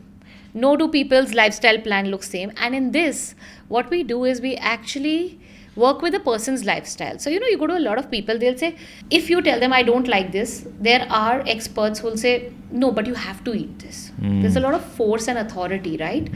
As a coach and as a functional medicine coach, we work hand in hand with the person. Because if I force you for something, I know you will do 1 hafta, but after that you will fall off it. It's force not going to be habit, sustainable. We work with mindset shifting, behavior shifting, and we work with a lot of education. Because today if I educate you and I tell you, Rocky, आप ये खाओगे तो इससे आपको ये होगा, versus I tell you, no, I'm telling you eat this and you have to eat this. There's a big difference. If you're educated and I've given you the awareness about it कि ये खाने से ये होगा, you'll stick on to it because you know that's going to bring you some result that you're looking for, that you're expecting. But if I tell you कि नहीं आपको यही खाना है, you'll be like, sorry, I'll do it for a week, but मुझे मज़ा नहीं आ रहा. So there's a lot of difference in the approach as a coach also when we sit with the client. So we literally take a lot of time with the client. It's not as simple as ये diet है, plan A दे दो इनको, plan B दे दो, plan C दे दो, या तो computer से आप एक calorie counted diet निकाल के print out इनको दे दो. That's not how we work. We work hand in hand with the client. It's not GPT. It's not GPT at all. And please guys, stop making diets on GPT. Absolutely. वो इंसान नहीं है, वो खुद सीख रहा है. And you know GPT के best part क्या है? वो जब गलती करता है उसको बोलो, but this is an error. Yes, so sorry. You are right. This was an error. Yeah. And now people are giving their health in the hands of GPT, जिसको खुद कुछ नहीं पता. हाँ, आपको email लिखना है, sentences frame करने हैं, कुछ, all that is fine. But don't make GPT your therapist and your health coach, and don't make GPT your go-to for everything. A human cannot be replaced who's studied for years, who's had experience with thousands of clients, who's seeing this day in, day out. How can a GPT replace that? Not at all. And the nuance can never be matched at all, I believe. No, Yeah, you just it can't. cannot. And you are doing yourself a disservice if you're depending on GPT and expecting उसका diet काम करे या उसने कुछ supplement दे दिया काम करे, and कल if it goes against you and if it completely flips, you're never going to be able to forgive yourself. We've seen cases. पता है न्यूज़पेपर में कुछ टाइम पहले आया था that some guy actually passed away because there was some supplement dose which GPT said to take at a certain level, and he took that and it gave him some brain damage or something like that. And I was like, oh my god, क्या चल रहा है world में? Dreading. We are talking about supplements. So you think in like the way आज की जो दुनिया है, आज the way people are living, Yeah. you think people, like most people, do they really need supplements? Everybody needs it. Everybody needs it. Almost. Even I'm if not saying somebody- everybody needs everything, but everybody needs Some. something. Everybody needs something. Something. And whether they do a test or not, whether they are feeling fatigued or not, whether they are, fat or not, obese or not, tired or not, you think it has to become a part of our lives to have Yes, supplements? but only after testing. We don't guess. We don't guess and say, oh, आपको ये symptom है तो शायद आपको ये होगा. We do thorough testing and we say this is proof, this is data, this is what is happening in your body. And that data, again, we check after 3 to 6 months depending on what the problem the person has. And वो data सामने आ जाता है. Levels get better, inflammation goes down, lot of things that we see. So do you also do like along with these blood tests? ये तो अभी हमने fast के लिए एक्सप्लोर किया. उसके do you do the same kind of blood tests For everybody. For everybody, even in normal situations, Irrespective. Blood test is a part of the plan. to figure out what supplements do they need? Yeah. Okay, and that is how you actually figure out what supplements are they actually. Not only supplements, what food also they need to include. Na? Suppose if some of their nutrients are, let's say iron is less, it's not just supplements. I'll see how can I increase iron first in the diet. How do I give them whatever I can first add in their diet, and then whatever needs to be supplemented, I'll supplement that. So supplement first of all is not medicine, It's not medicine. and does it come into the food category? No, it's a nutraceutical. Correct. It's not pharmaceutical, it's not a drug, it's not a food, it's a nutraceutical. So it's nutrient, but it's made in a lab. And it basically is a bridge. It's a bridge for you. It's not like So dumb down nutraceuticals for everybody, please. nutraceuticals is supplements, it's nutrients in a pill form. Right? They could be coming from whole foods, they could be coming from synthetic stuff, but not harmful for you. But they basically are pills which are helping you bridge the gap between your diet and your nutrient quotient in the body. And they're doing that because maybe you don't have the time to eat enough food, maybe you don't have the budget to buy organic, maybe your gut is not good, maybe you have a lot of stress and the body is not able to process nutrients, lot of factors. So they are just helping you bridge a gap. Again, supplements are not my first line of treatment. I will only add them once I've got the foundational wellness in place. So that's the food, the sleep, the stress. And even if I have to get the sleep in place, probably I would add a few nutrients or supplements that I need the person to sleep well, like magnesium. Most people are low in magnesium today, because we are taking high levels of D3, which is 60,000 IU every week, which requires magnesium for activation. So जब आप इतना लेते हो, it uses up the magnesium in your body. Besides that, we are not eating so many green leafy vegetables and nuts and seeds that has magnesium. Even if we are doing, we don't know how much our gut is absorbing it. So magnesium supplement is one supplement which most people need today. It calms their mind. It balances their gut. It helps them to sleep better. It calms their nervous system. It reduces the cramps, the muscle cramps that most people experience today after a long day. So I'm just saying, there are so many supplements that you start at a certain time. You're not doing it like, okay, abhi blood test kar liya, ye diet shuru kar lo, ye supplement. You first eat food for a couple of weeks, then we'll add the supplementation. Slowly, steadily. We increase it, slowly, steadily, we titrate it. And then, so it's a very, very, like you said, very individualistic approach and very focused on one person. So one has to have a person who's trained in it, an expert who's guiding, holding hands and individualizing it for you, right? Absolutely. Have you seen people who do not have such an expert opinion or expert guidance, overdoing supplements? There are people who are picking up supplements over the counter. Mm-hmm. Also, because there are a lot of influencers who are promoting supplements on social media. Now, I'm also a health impactor. I do promote certain brands on my social media, but it's only the brands that I've either tried myself or I know they are absolutely genuine. I get at least 5 supplement brand endorsement proposals every other day. And I turn down everything. And if you go through my Instagram page, you will not see a supplement promotion, barring one, which is a magnesium, which I take and I knew it's nice, so I promoted it. But you will not see supplements being promoted on my page. Why? Because if I say today, and I shoulder a responsibility, right? Because I am a public figure who talks about health. If I say that this particular supplement is very good, this gives you this result, because if you have to promote something, you have to say, oh, this does this, this does that. And the janta will go and buy it. But what if that dose is not right for them? What if that's not the supplement they need? What if they need another one? And if they get some health issue or some repercussion of that supplement, who is to be blamed? And you think that is the reason why a lot of people who are taking supplements see no or close to no results? Absolutely, because you're hitting the dart in the dark. There is no data that you're working with and you're just trying something. You're just, because your favorite influencer said that she or he is taking this supplement, you go and buy it. And that is what is happening. Even if like I have a guidance and I am taking supplements, you think that if I take supplements for a longer period of time, would it harm anybody? If you don't need that supplement, of course it will harm, because the body works with a very delicate balance. So But if it is not like... more is not enough. Or more is not good. Less is more. So you need to just do enough and for enough time. And then you need to go off it. So you do put your clients off of supplements after giving them for a while? Yeah, I keep changing it, and once they are done and the results are achieved, I maintain the supplements of whatever is only needed. Like, for example, like omega-3. Mostly all of us need it because inflammation is high these days, and secondly, we're not getting so much omega-3 from our food. Say I'm a vegan, I don't eat fish. So where will I get my omega-3 from? How much flax seeds, how much walnuts will I eat? So supplementing with omega-3 is the right choice and the right decision to take.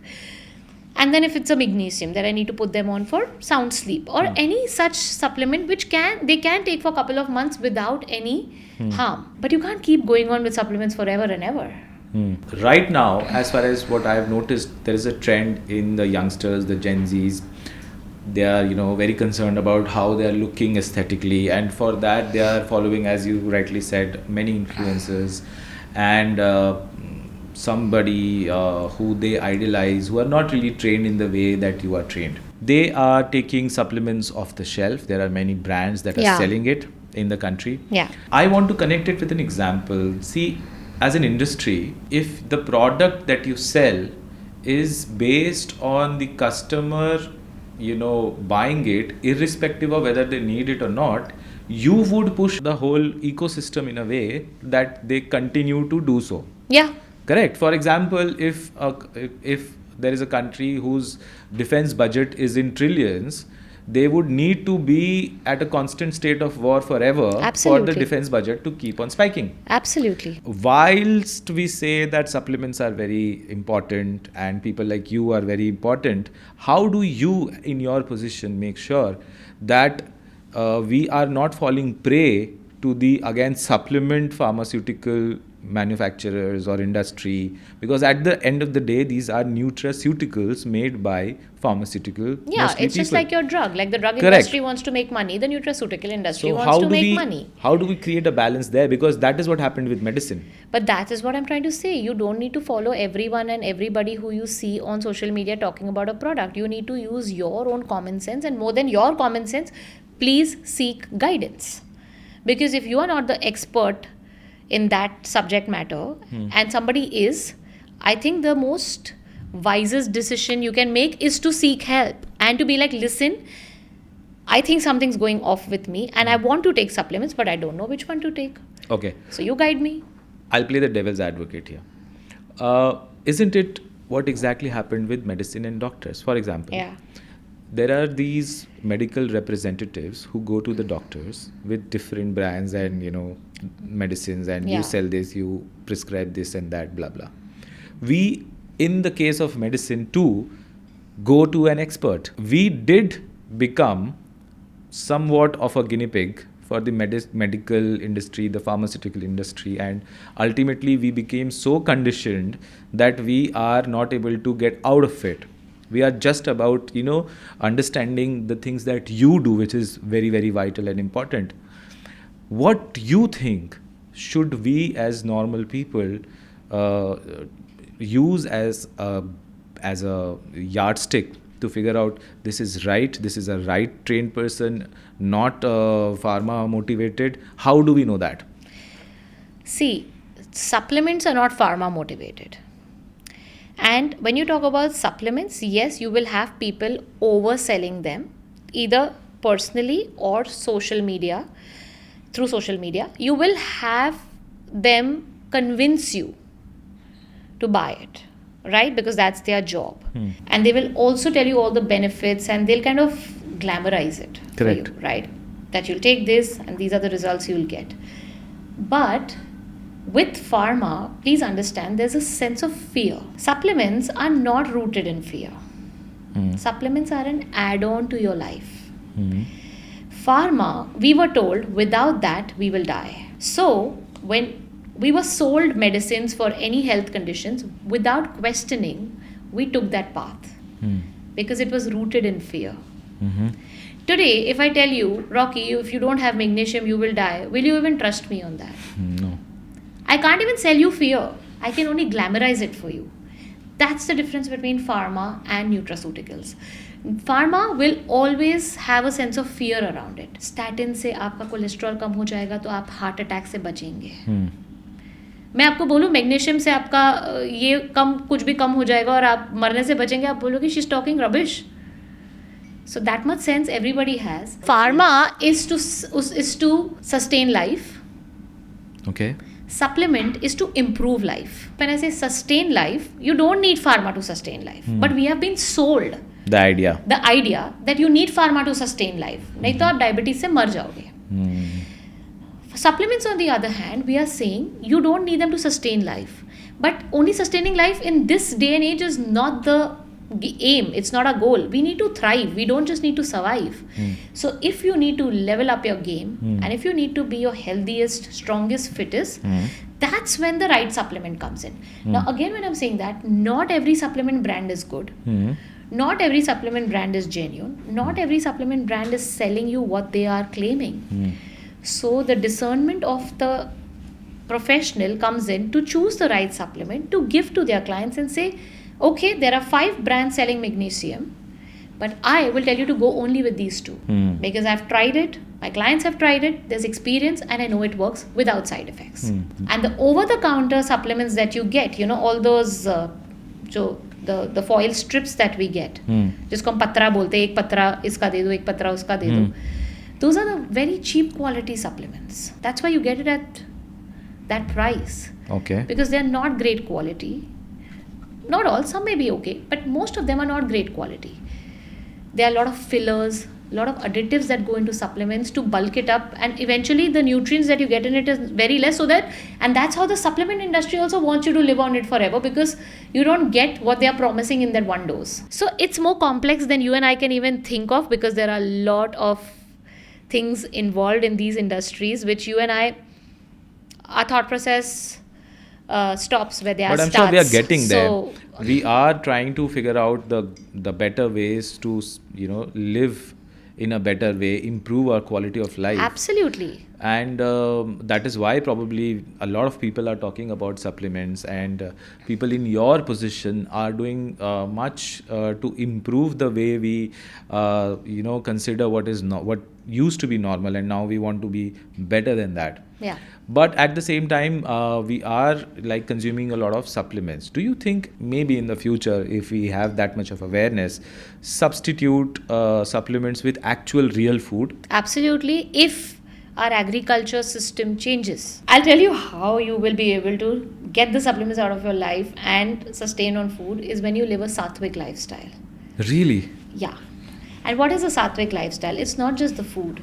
It's Is it? what time do you wake up, exposing yourself to sunlight, walking on the grass barefoot, staying connected to the earth, eating on time, sleeping on time, not overthinking, forgiving, letting go, which is the being the main principle of your life, not ruminating on negative thoughts. That's when food is enough. But the kind of life we all are leading, sadly, supplements have to be a part of it. I wish there's someday that Yes, Satyug will come soon. कलयुग में आप इसको expect करते हो तो ये life छोड़ के आपको कहीं फार्म में जाके अपनी भाजियाँ उगा के सब्जियाँ उगा के अपनी फार्मिंग करके वैसी जिंदगी जीनी possible. A lot of people have given up city life to live that Sattvic lifestyle. Correct. A lot of people are going back to basics. Yeah. They're just not mesmerized by this life anymore, this hustle, this bhagna dodna. Because what are you doing? You're earning all the money and you're spending it on doctors and medicines and just blood tests, and what are you doing at the end of the day? Yeah. You're not even you're on that spin enjoying. wheel like a rat going. Exactly. You're not even enjoying your life. Reaching nowhere. But people who do follow Sattvic lifestyle, they also have deficiencies, like They most would be people. having, but then the number of supplements you take is lesser, and the time period that you'll have to take it for is lesser. So, like for a vegetarian, what would you suggest in terms of like basic supplements or tests to be done? Again, B12 is very important because Right. vegetarians do not get B12 from the food, which comes in the non-veg food. But again, non-vegetarians are also B12 deficient. I see it in my practice because ultimately it boils down to your gut. You may have as much B12 as you want through supplement or food, but there's an intrinsic factor in your gut, and if your gut is not doing well, your stomach is not doing well, the intrinsic factor can't pick it up, can't absorb it. The small intestine is not able to, then break it down and absorb it through the lining. So no matter आप यहाँ से कितना खा रहे हो, अगर आपका वहाँ से absorb नहीं हो रहा है, system से absorb नहीं हो रहा है, so whether you're a non-vegetarian, vegetarian, through supplement or through meat, you're not going to get your levels up. And I think that is why your expertise are vital. Because आप supplements तो ले लोगे, पर आपको ये नहीं पता कि उसकी absorption कैसे आप create करो body में. That's why we first correct a person's gut. We work on rectifying the gut, because if the drainage system and the pipe is not working well, वहाँ से पानी कैसे जाएगा आप मुझे बताओ. Correct. How are you going to absorb anything if your main channel of absorption is not working well? So first you work on that, then you do the supplements, then you do the other things, then you get results. For our young Indians, I want to ask you, people who are working or even like surviving on pocket money or struggling or whatever, how much like an amount would be enough for them to like secure or take out from their earnings for their supplementation, which will keep them healthy? Just depends. If they don't have a very high budget, even 2,000-3,000 should be okay. Oh really? Yeah, and like if 3,000 rupees can keep you. then you get like just the basic supplements which you need. अरे आप at least 10 बीमारी तो prevent कर ही लोगे. हाँ, मतलब you'll at least get to somewhere. Yeah, better I'm than sure. getting to nowhere, right? Yeah. And if you have a good budget, 5,000-6,000, then 5,000-6,000 is a good budget. Sky is the limit, then because there are so many supplements, but you don't need all of that. Correct. But like a normal person is 5,000-6,000 a 5,000 decent in a budget, month, yeah. and they can sustain a very healthy and productive. Yeah. And that too not every month. Initially, maybe when you come to me, you probably will have to take a few more to get the balance, or just maybe 2 or 3, depending on where your health is at. But after that, 3,000 should be more than enough. Really? 3,000-4,000. What are you waiting for, guys? I mean, this is it. 3,000 rupees आप 2 coffee में उड़ा देते हो. And we'll come to coffee. Why you do not drink coffee? Interesting. Like I was having coffee and I asked her, would you like to have some? And she said she does not. So Tea, it kind coffee, no stimulants. एक अभी mom dad ने आदत नहीं डाली बचपन में. So my only chai intake used to be with my glucose biscuit. वो glucose या मारी बिस्किट डुबा के वो खाना सॉफ्ट हो जाता था. And then बाकी की चाय I used to spill it in the sink. After that, I tried having coffee with my friends when CCD came up, and I was in college that time. So I used to love the mochaccino, but whenever I had coffee, I would feel very pukey and nauseous and sick after that. So I stopped having. And years later, I realized that coffee doesn't metabolize very well with me. I mean, I can't metabolize coffee very well. But having said that, a lot of my clients also have to go off tea and coffee, not because I want them to, it's because what their body demands for. Because if your gut is not good and you're very acidic, coffee adds to acidity. If you have leaky gut or IBS, coffee irritates it. If you're coming to me and you're telling me you have anxiety, you have to go off coffee because it is a nerve irritant and a stimulant. If you have high cortisol levels or high stress levels, which most people have today, and if I give you coffee, I'm worsening your cortisol levels. I'm giving coffee causes release of cortisol. That's why when people wake up in the morning and they have coffee, it increases their cortisol and wakes them up. There are Instagram influencers who say it is absolutely fine, in fact good for you if you consume at least 4 cups of coffee a day. There are people saying everything. But to be honest, I have seen people Is there any evidence behind this? There could be. They say small amounts of coffee is good for your liver also. But I feel you don't need it. There are many other good things for your liver. You can have a green juice, you can have fruits, you can have smoothies, you can have a lot of other things which are great for your liver. You really don't need coffee because coffee has other side effects. And to be honest, I've seen a lot of clients who used to come to me with like a consumption of 5 to 10 cups of coffee a day, going down to 0 and actually thanking me after that, saying that while I was on my coffee, I didn't realize what it was doing because I was addicted to it. But once you got me off it, initially it was painful. But now I realize, oh my God, I can't drink coffee. When I drink it, my body just rejects it. See, like I told you, our body loves it more than we love it, right? So it will adapt to everything that you do to it. Because it's like, mere aaka, aapka hukum. Your body is like that. Yeah. So it will do everything that you put it through to keep you healthy. And it will try, but it will take the hit also. It does take the hit. That's where the imbalances come in. You can have a cup or two. I'm not saying it's really something that's going to kill you. But if you're working on a health goal, say you want your gut to be okay, you want your stress to be down, you want your acne to go away, you want to improve your hair fall. I tell them, I said, listen, if you really want to get your results quickly, just do this one thing. It's going to be painful for a week or two. But Later, then you get used to it. And it's going to be better in the long run, and you're going to feel better in the long run. We learned about coffee, but there is a whole new trend about chai. What do you think about Same thing. tea? Tea, coffee have the same effect There on is your body. chamomile tea, which some people some people like to call chamomile tea. I don't know what I'm is not it. talking about herbal teas. I'm talking about chai, coffee, the black ones. What about herbal teas? Herbal teas are fine. Like? Hibiscus, chamomile, you have dandelion is amazing for your liver. And you have a lot of other ones. Matcha. Matcha is not a herbal tea. Matcha Okay. is a herbal... Actually, yeah, in a way it's a tea and it's a In Japanese... Japan, they consume a lot of matcha, I am told. Yeah. So when I went to Japan 2 years back, I attended the tea ceremony over there. And I had no idea what I'm getting in for, right? Like I was absolutely clueless. And I just loved the reverence and the respect they give to everything. Like even their spoon, they would like, respect it, pay their respect and then keep it down and all that. And I was like, wow, that's why Japanese are where they are, right? And then we get the matcha, the ceremonial tea, and we have to whisk it with that little whisk. And now she says, just gulp it. And I'm like, okay. And I smell it and I'm like, oh my God, what is this? That's the first time I ever tasted matcha. And when I gulped it, I thought I died. Really? I thought my soul is going to leave my body right now. Like, what is happening? Why is it so like strong and bitter and very, very overpowering? Like, very overwhelming taste. I had it.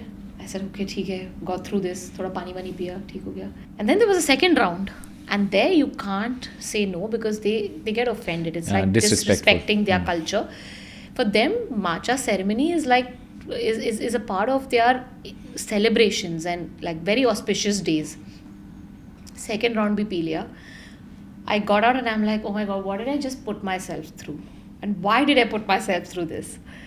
Little did I know, after that matcha is going to follow. That time matcha wasn't there in India. Matcha has just come in like a year and a half back. I went there like 3 years popularized back. Popularized nahi hua tha. It wasn't like... Yeah, I mean, only people who went to Japan probably got it from there and had it. It wasn't like a thing that there were matcha cafes and all in Bombay. That wasn't the thing that time. Yeah. And now I see matcha is just everywhere. It's picked up, yeah. It's very healthy. Having said that, and keeping its taste aside and everything, it is very healthy because it's a leaf which has been powdered and which has a lot of antioxidants and nutrients. And it also has caffeine, but it has slow released caffeine, not like your coffee. So when you drink coffee, your caffeine spikes up and then drops. That's why you get the energy hit and then you feel the slump again and you want another coffee or you want something sweet to feel energetic again. With matcha, you get energy sustained through the day, like like a couple of hours the energy will be sustained, and that's what is good about matcha. So it doesn't really affect your nervous system that much. Plus it has a lot of antioxidants. Is chai different? I'm told that chai has more caffeine quotient than coffee. Chai has tannins, same. So tannin, caffeine have the same effect on your body. Again, having said that, a little bit of it is good for you. It's okay. But today nobody's doing a little bit of it. We have coffee shops, people are sitting there and drinking 10 cups of coffee, and then everything is around coffee. Let's meet up for coffee, let's go out for coffee. Okay, now you have coffee shops which are very fancy and different, which are giving you coffee from the world, Vietnamese coffee, and then there's Indonesian coffee, and then I don't know, it's endless, and you want to try every coffee. Overdoing it. And you're overdoing it. Talking about overdoing, today everything that we buy, from say biscuits to protein bars to milk powder to, I don't know, maybe they even sell toothpastes with it. Everybody says that this product has protein. Toothpaste has protein? Which one? Exaggerating. I don't know, maybe. maybe आ जाएगा. Now that you've said it, somebody will pick that idea. नमक हो सकता है तो maybe protein भी हो सकता है. Protein आ जाएगा. Have we oversold on like protein? Yeah, are we oversold on this idea? We made protein the god, sadly, of nutrients, which is not the case. It's not the god of nutrients. Yes, it's important like any other nutrient is.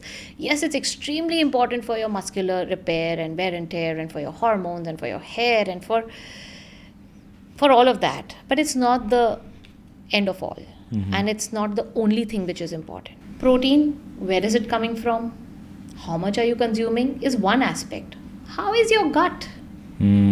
If you have low stomach acid, which most people are roaming with today, because most people say मुझे acidity होती है, which is not acidity, which is low stomach acid, because of which the food is regurgitating up, you are putting in protein in there.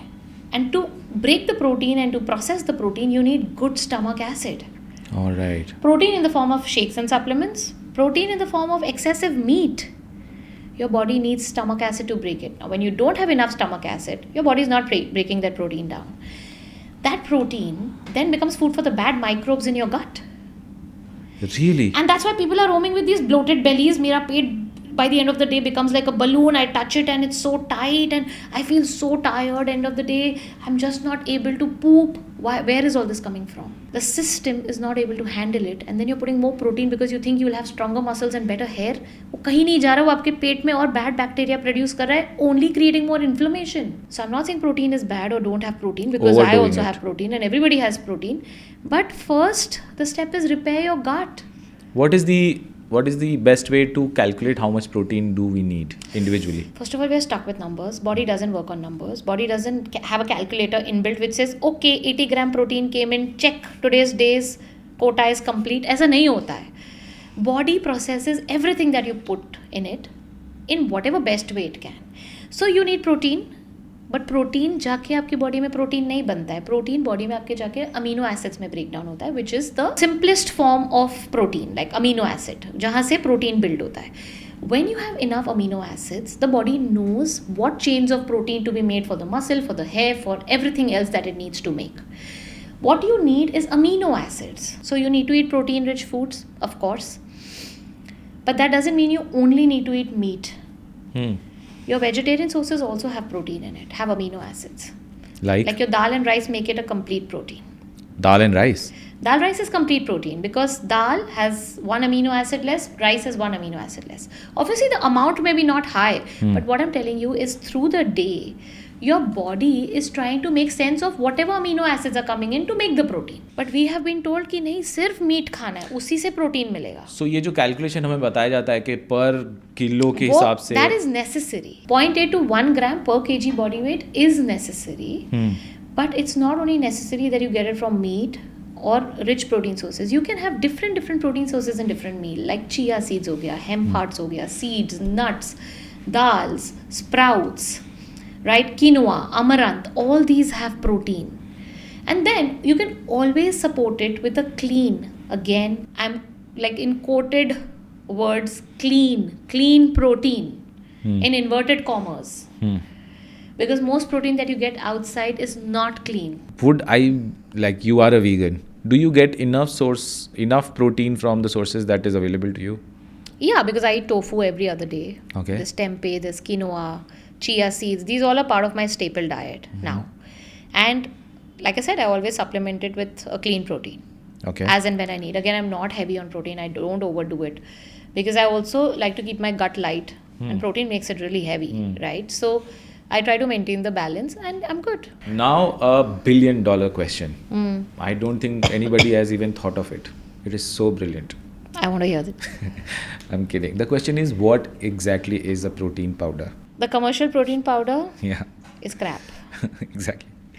So it's, of course, they say whey protein powder. Yeah. Now- So there is whey, there is isolate, then there is, I don't know. But whey is also isolate. It's whey. So let's talk about whey. Okay. Whey comes from milk. Okay. When you curdle the milk, what is whey? That पानी जो पनीर निकलता है, वो जो पानी बचता है, वो whey होता है. Okay. Now, ना इतना दूध है, ना इतना whey है हमारे पास to get the concentrated whey powder. So definitely it's made in a lab or it's synthetically made, right? Then again, to make it profitable, if they give you pure, how will they make the money? Correct. So then a lot of additives and fillers are added, rice flour, and a lot of other powders are added to make it like. तो वे protein isolate जब बोलते हैं उसमें और normal way protein में क्या फ़र्क है? It's basically a more purer form of protein which is easier to digest. And you can get it and from more plant? bioavailable. You can get it from plants? Isolate nahi. I mean, Nahi. see, that's the form of the protein. You get protein from plants. Like now there is yeast protein in the market, which is nice.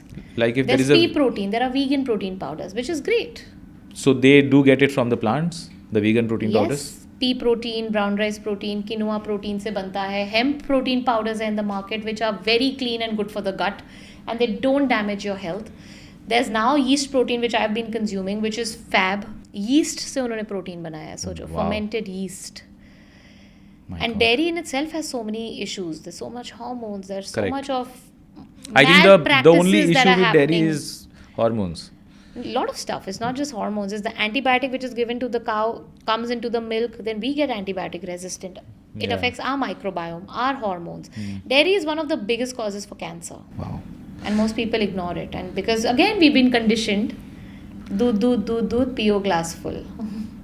So a lot of things boil down to conditioning also. So if you're a vegan, you can get enough available sources Yes. for protein, Yes. and you can actually have a very nutrition-rich lifestyle Absolutely. without the side effects of having to go with too many options for protein or even meat or all that. Absolutely. You have amazing protein alternatives and your basic khana can be made protein rich and that can sustain you. We have vegan bodybuilders right now. What are we talking about us? We are normal human beings. There are vegan bodybuilders and athletes who are thriving in their game. पर वो फिर बोलते हैं कि वो drug ले रहे हैं, कुछ इंजेक्शन ले रहे हैं. देखो वो सब तो सभी लेते हैं. आपको क्या लगता है जो नॉनवेज खाते हैं वो नहीं लेते हैं? नहीं लेते हैं. जो वे प्रोटीन पाउडर लेते हैं वो नहीं स्टेरॉइड्स लेते. That's a part of their game and that's a part of their industry. But there are people who are thriving. Like if you see Djokovic, Novak Djokovic, he literally, if you hear his interview, he literally thought he'll have to retire because he had become so bad at his game at one point when he was eating his traditional staple food, which was all breads and meat and all of that. Yeah. When he turned vegan and he moved to plant-based lifestyle, His he said it career was my expanded. second birth as a player. Yeah. Because my career just took off after that. He said, I thought I was over. Right. And plant-based lifestyle gave me another chance. These are the testimonials that we all need to follow because if they can do it, who are we? We still live a very, very normal lifestyle. And what excuses do we have then? Correct. So we were talking about dairy. Traditionally, India is one of the countries where we have been consuming a lot of dairy products. Yeah. And not just milk, all sorts of products that come out of milk. Why do you think we have so many people now all over the world and in India who are lactose intolerant? Right. First of all, you've rightly said it. We are dairy obsessed country. We have dairy 4 times a day, minimum. Yeah. सुबह की चाय या नाश्ते में, then there's dahi, then there's cheese in the snacks, then there's paneer. So it's never ending. Correct. And dairy has become like you. It's become like they are drug now. People can't live without dairy. It's like sugar. Yeah, it is actually like sugar. You rightly said it, because it's like a drug. It activates the opiate receptors in your brain. Does it? Yes, and that's what casein does in dairy. What are you saying? Yes. In fact, I just posted a video on my YouTube about why dairy is not what we think. Wait a minute. You are saying dairy is actually like sugar, Yeah. and it activates. It's addictive. It is addictive. Yeah. Wow. Dairy is addictive. It's legit. It is addictive. It's a physiological thing. It's not just in your head. Wow. So a lot of people are addicted to dairy, and the idea of having so much dairy comes again from the conditioning that we needed for calcium and protein and everything. And Krishna had it, so why can't we? Yeah. It's not comparable. It's Krishna's just- cow was not injected with hormones. He was God. We are also God, but we are not self-realized. Yeah. So we need to live in this world Yeah. we have to use our conscious mind. So, and Yeah. when we talk about dairy, what is happening in the dairy industry is actually very, very sad. And that's why it's affecting all of us. The kind of treatment that's given to the cows, the injections, the hormones, the drugs, and besides that, the addition in the milk. Now tell me, Rocky, where is the supply for so much demand? Itna demand hai. If something is demanded so highly of, and every family, every human being needs it like 3-4 times a day, where is so much milk coming from? Yeah. So then everything downstream becomes adulterated, right? Okay. And that's just a part of the industry, and that's affecting us. And I think it's time we realize that causes damage to the gut lining. So our intestinal lining has a brush border that produces enzymes, digestive enzymes, which helps us digest our food. So the lactase enzyme is not produced after the age of 3 or 4, because nature knew that we do not need milk to sustain life after a point. A cow's baby, like a calf, does not sustain on horse's milk, or a horse's baby does not sustain on dog milk, or a dog's puppy does not sustain on human milk. We are the only species that depend on milk throughout our life, and an other species' milk, right? So after we are breastfed for 6 months, 1 year, 2 years, we are put on to another animal's milk. Have you seen any other animal do that? No. Will a calf ever go to a horse and say, I need milk? Or will a horse's baby ever go to a dog and say, listen, give me your milk? Once they are grown, they don't need milk, Yeah. because the job of the milk is over. So nature knew that, and it knows what to produce in our body. So most people are lactase intolerant because the lactase is not being produced after the age of 3 or 4. We don't need that enzyme to digest, because nature, as per nature, we don't need that product to sustain life. And that's why we say now people are becoming lactose intolerant. Probably they never had it. The body adapted to it like it always does to everything else. But now you're seeing the results and the side effects of it, because after a point the body will say, stop it. How much are you going to abuse me with this stuff? I can't deal with this anymore. Right? And also what happens is the kind of food we are eating, the way we are sleeping, and the stress. I'm again emphasizing on these 3 things because they're very important. They damage our brush border. So अगर आपके पास थोड़ा सा भी lactase है, maybe genetically you have more lactase than I have, that will also get damaged, because our brush border is getting damaged, which produces the enzyme. So all forms of dairy, say if it is paneer, if it is cheese, if it is, for that matter, milk powder, or if it is something First else. of all, milk powder is not milk.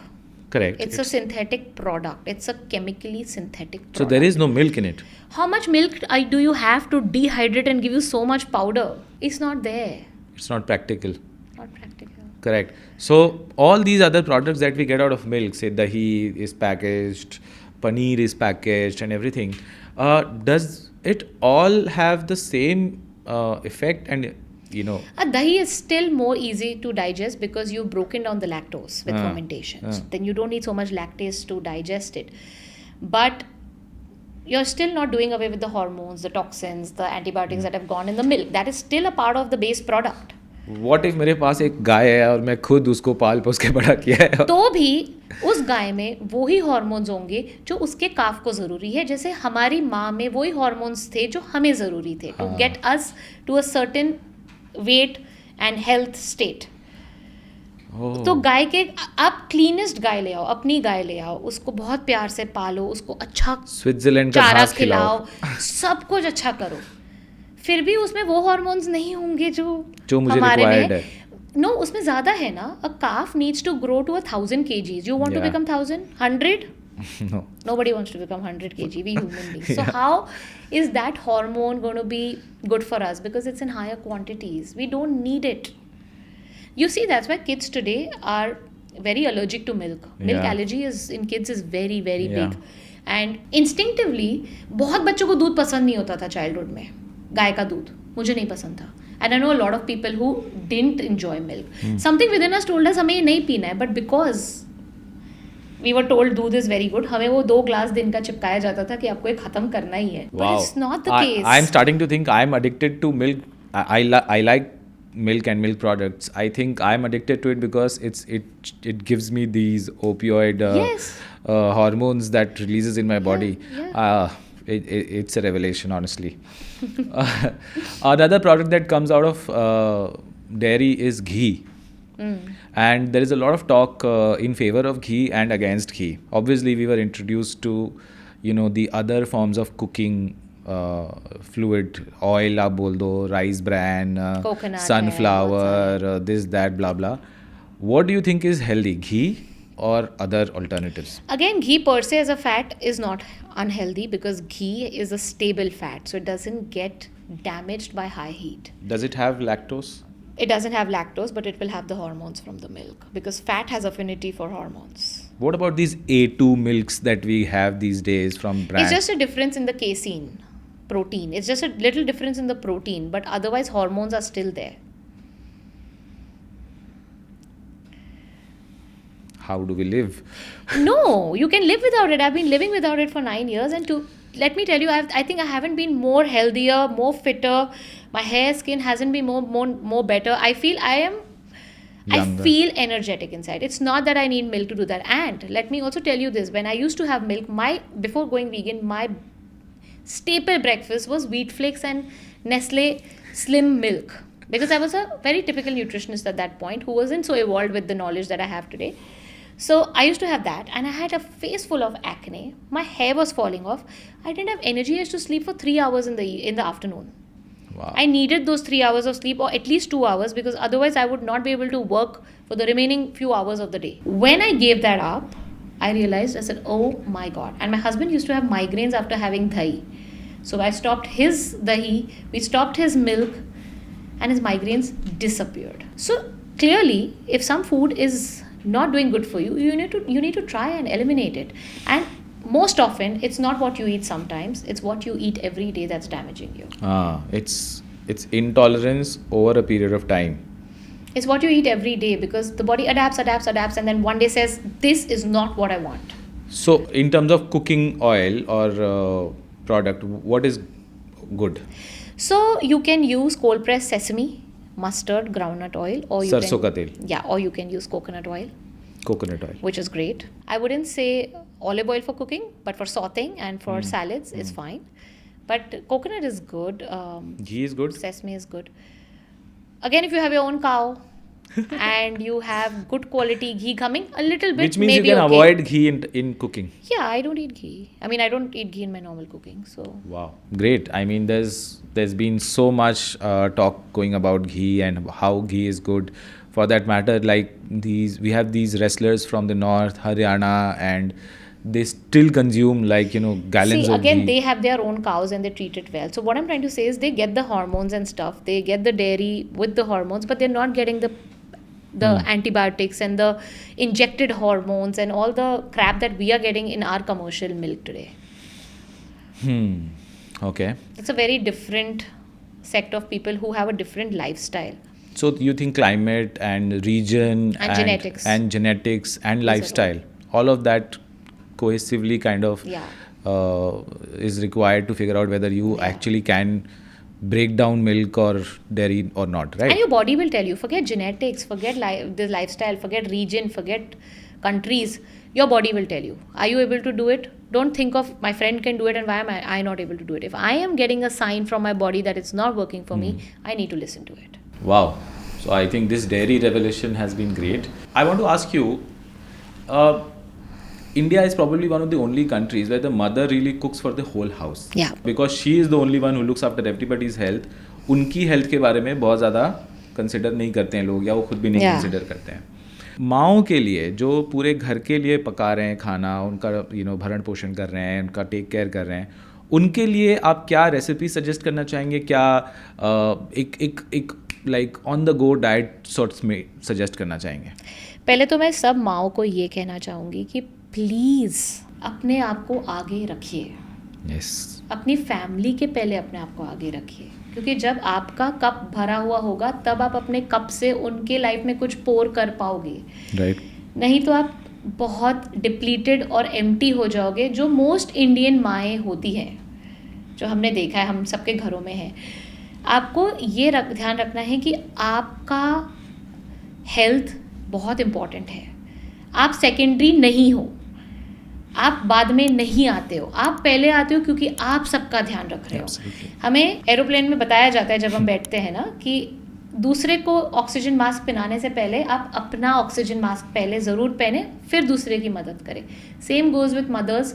आप family का ध्यान रखने से पहले अपना ध्यान रखें. तो आपकी लाइफस्टाइल में एक्सरसाइज, योगा बहुत ज़रूरी है. आपका मी टाइम, जहाँ पे आप अपनी फ्रेंड्स को मिले, गार्डन जाए, अपना दिल शेयर करें किसी के साथ, ये बहुत ज़रूरी है. और ये हेल्थ के लिए बहुत ज़रूरी है. मतलब आप सोचेंगे अब नेहा न्यूट्रिशन के बारे में कब बताएगी, बट पहले तो ये बहुत ज़रूरी है. थर्डली रेस्ट बहुत ज़रूरी है. तो आपका स्लीप टाइम सही होना चाहिए. आपको इनफ रेस्ट की ज़रूरत है, क्योंकि एक एज के बाद हार्मोन्स ऊपर नीचे हो जाते हैं, मेनोपॉज आ जाता है, उसमें बहुत चेंजेस होते हैं बॉडी में. बहुत सारे सिम्टम्स होते हैं जो अच्छे नहीं होते, जैसे irritability, anger, mood swings, night sweats. ये सारी चीज़ें से आपको नेविगेट करना है. तो आपको सही से सोना है, वॉक पे जाना है, योगा करना है, प्राणायाम करना है. तो ये तो आपको अपने लिए टाइम निकालना ही है. अब जब डाइट की बात आती है, आपको ये भी ध्यान रखना है कि आप अपने डाइट में ज़्यादा से ज़्यादा न्यूट्रिशियस फूड डालें और आप अपने मील्स टाइम पे खाएं. तो जब मैं कहती हूँ न्यूट्रिशियस फूड आपको डालना है, मतलब आपको फ्रूट्स पे फोकस करना है. आपको मिलेट्स आपके लिए बहुत अच्छा है. तो जैसे जवार, रागी, राजगीरा, ये चीज़ें गेहूं से बेटर है आपके लिए. फिर आपको स्प्राउट्स ये ज़रूर लेने हैं, क्योंकि उसमें फाइबर होता है, प्रोटीन होता है, विटामिन सी होता है, आयरन होता है, बहुत ज़रूरी है. आपके लिए रागी एक बहुत अच्छा मिलेट है, क्योंकि उसमें कैल्शियम होता है. तिल आप ज़रूर खाएं, क्योंकि तिल में कैल्शियम होता है, आयरन होता है, मैग्नीशियम होता है, जो अगेन आपके बोन्स के लिए ज़रूरी है. फ्लैक्स सीड्स वेरी इंपॉर्टेंट, क्योंकि उस एज पे जब हार्मोनल इश्यूज़ हो रहे होते हैं, वो आपके ईस्ट्रोजन को बैलेंस करता है. तो 2 चम्मच फ्लैक्स सीड पाउडर आप दिन में डालें अपने डाइट में, या तो आप अपने आटे में डाल दीजिए, या आप ऐसे भी पानी के साथ ले सकते हैं. बिसाइड्स दैट आप ज़्यादा से ज़्यादा वेजिटेबल्स खाएं, जैसे कि ब्रोकली, कैबेज. अगर आपको थायराइड है तो आप उसको अच्छे से कुक करके खाएं, हफ्ते में 1-2 बार आप खा सकते हैं. प्रोटीन का ज़रूर ध्यान रखना, क्योंकि आपके एज में प्रोटीन बहुत ज़रूरी होता है और हम उस एज में भूल जाते हैं प्रोटीन के बारे में. तो आप टोफू डाल सकते हैं, आप चिया सीड्स अपने डाइट में डाल सकते हैं, राजगीरे की रोटी आप अपने डाइट में डाल सकते हैं, उससे आपको प्रोटीन मिलेगा. तो फाइबर, प्रोटीन और ये सारे न्यूट्रिएंट्स, जैसे मैंने आपको कहा मिनरल्स जो सीड्स में से मिलते हैं, वो बहुत ज़रूरी है. तो आपके डाइट में ये सारी चीज़ें होनी चाहिए, प्लस ग्रीन लीफी वेजिटेबल्स. तो या तो आप स्मूदी ले लो, या आप सूप बना लो ग्रीन लीफी वेजिटेबल्स का रोज़, और आप वो ले सकते हैं. आप लौकी का soup with green leafy vegetables बना के ले सकते हैं. So this will make sure कि आपको बहुत सारे न्यूट्रिएंट्स मिले और आप हेल्दी रहें. एंड बिसाइड्स दैट खुश रहें. Try to be happy. सबको खुश रखने के चक्कर में अपनी खुशी को मत भूलें. Very important. Awesome, superb. I think for our mothers, this is one of the most special things that we can do, and हम सबको ये follow करना चाहिए. हमें हमारी माँ को भी follow कराना चाहिए. Neha, next I have a very woman oriented topic. If आप instantly बता सके in Sure. a very precise way कि क्या better होगा. Done. What do you think is the reason why women age in some ways more faster than men? Because women carry a lot of emotional load for very longer without spelling it out. Okay. Do you think chronic diseases from PCODs and even till cancer or any autoimmune disease can be altered through a good diet or reversed? Absolutely, that's the foundation. Not just diet, but the entire lifestyle, but diet is foundation. We can reverse it? Yes, you can reverse it. You can give it your best. Ultimately, it's all in God's hand, but you can give it your best, and in most cases, people can reverse it if done the right way. Does that mean that the lifestyle that people have led somehow created the environment or the micro environment in their bodies for the disease to happen in the first place? Yes, you've put it aptly. That's what has happened. The environment created the disease, and we gave it that environment. Can you elaborate a bit on how micro environment is, acting against us? Basically, whatever you do creates an environment in the body. Now, that environment could be acidic or alkaline, depending on how you're eating, how you're sleeping, how you're breathing. If you are living a very stressed out lifestyle, not only through your mind, but also through your diet, like you're eating foods which are stressing your body, like I said, a lot of tea, coffee, junk food, fried food, that creates a lot of stress in the body. That makes your environment acidic. And diseases thrive in an acidic environment. Cancer thrives in an acidic environment. Whereas if you live a calmer lifestyle, you eat well, you take care of yourself, 80% your lifestyle is good, you're living in a more alkaline state, a more balanced state. And that's when diseases can't grow in the body. Like diseases don't get a chance to become full-fledgedly visible in the body because the environment doesn't support it.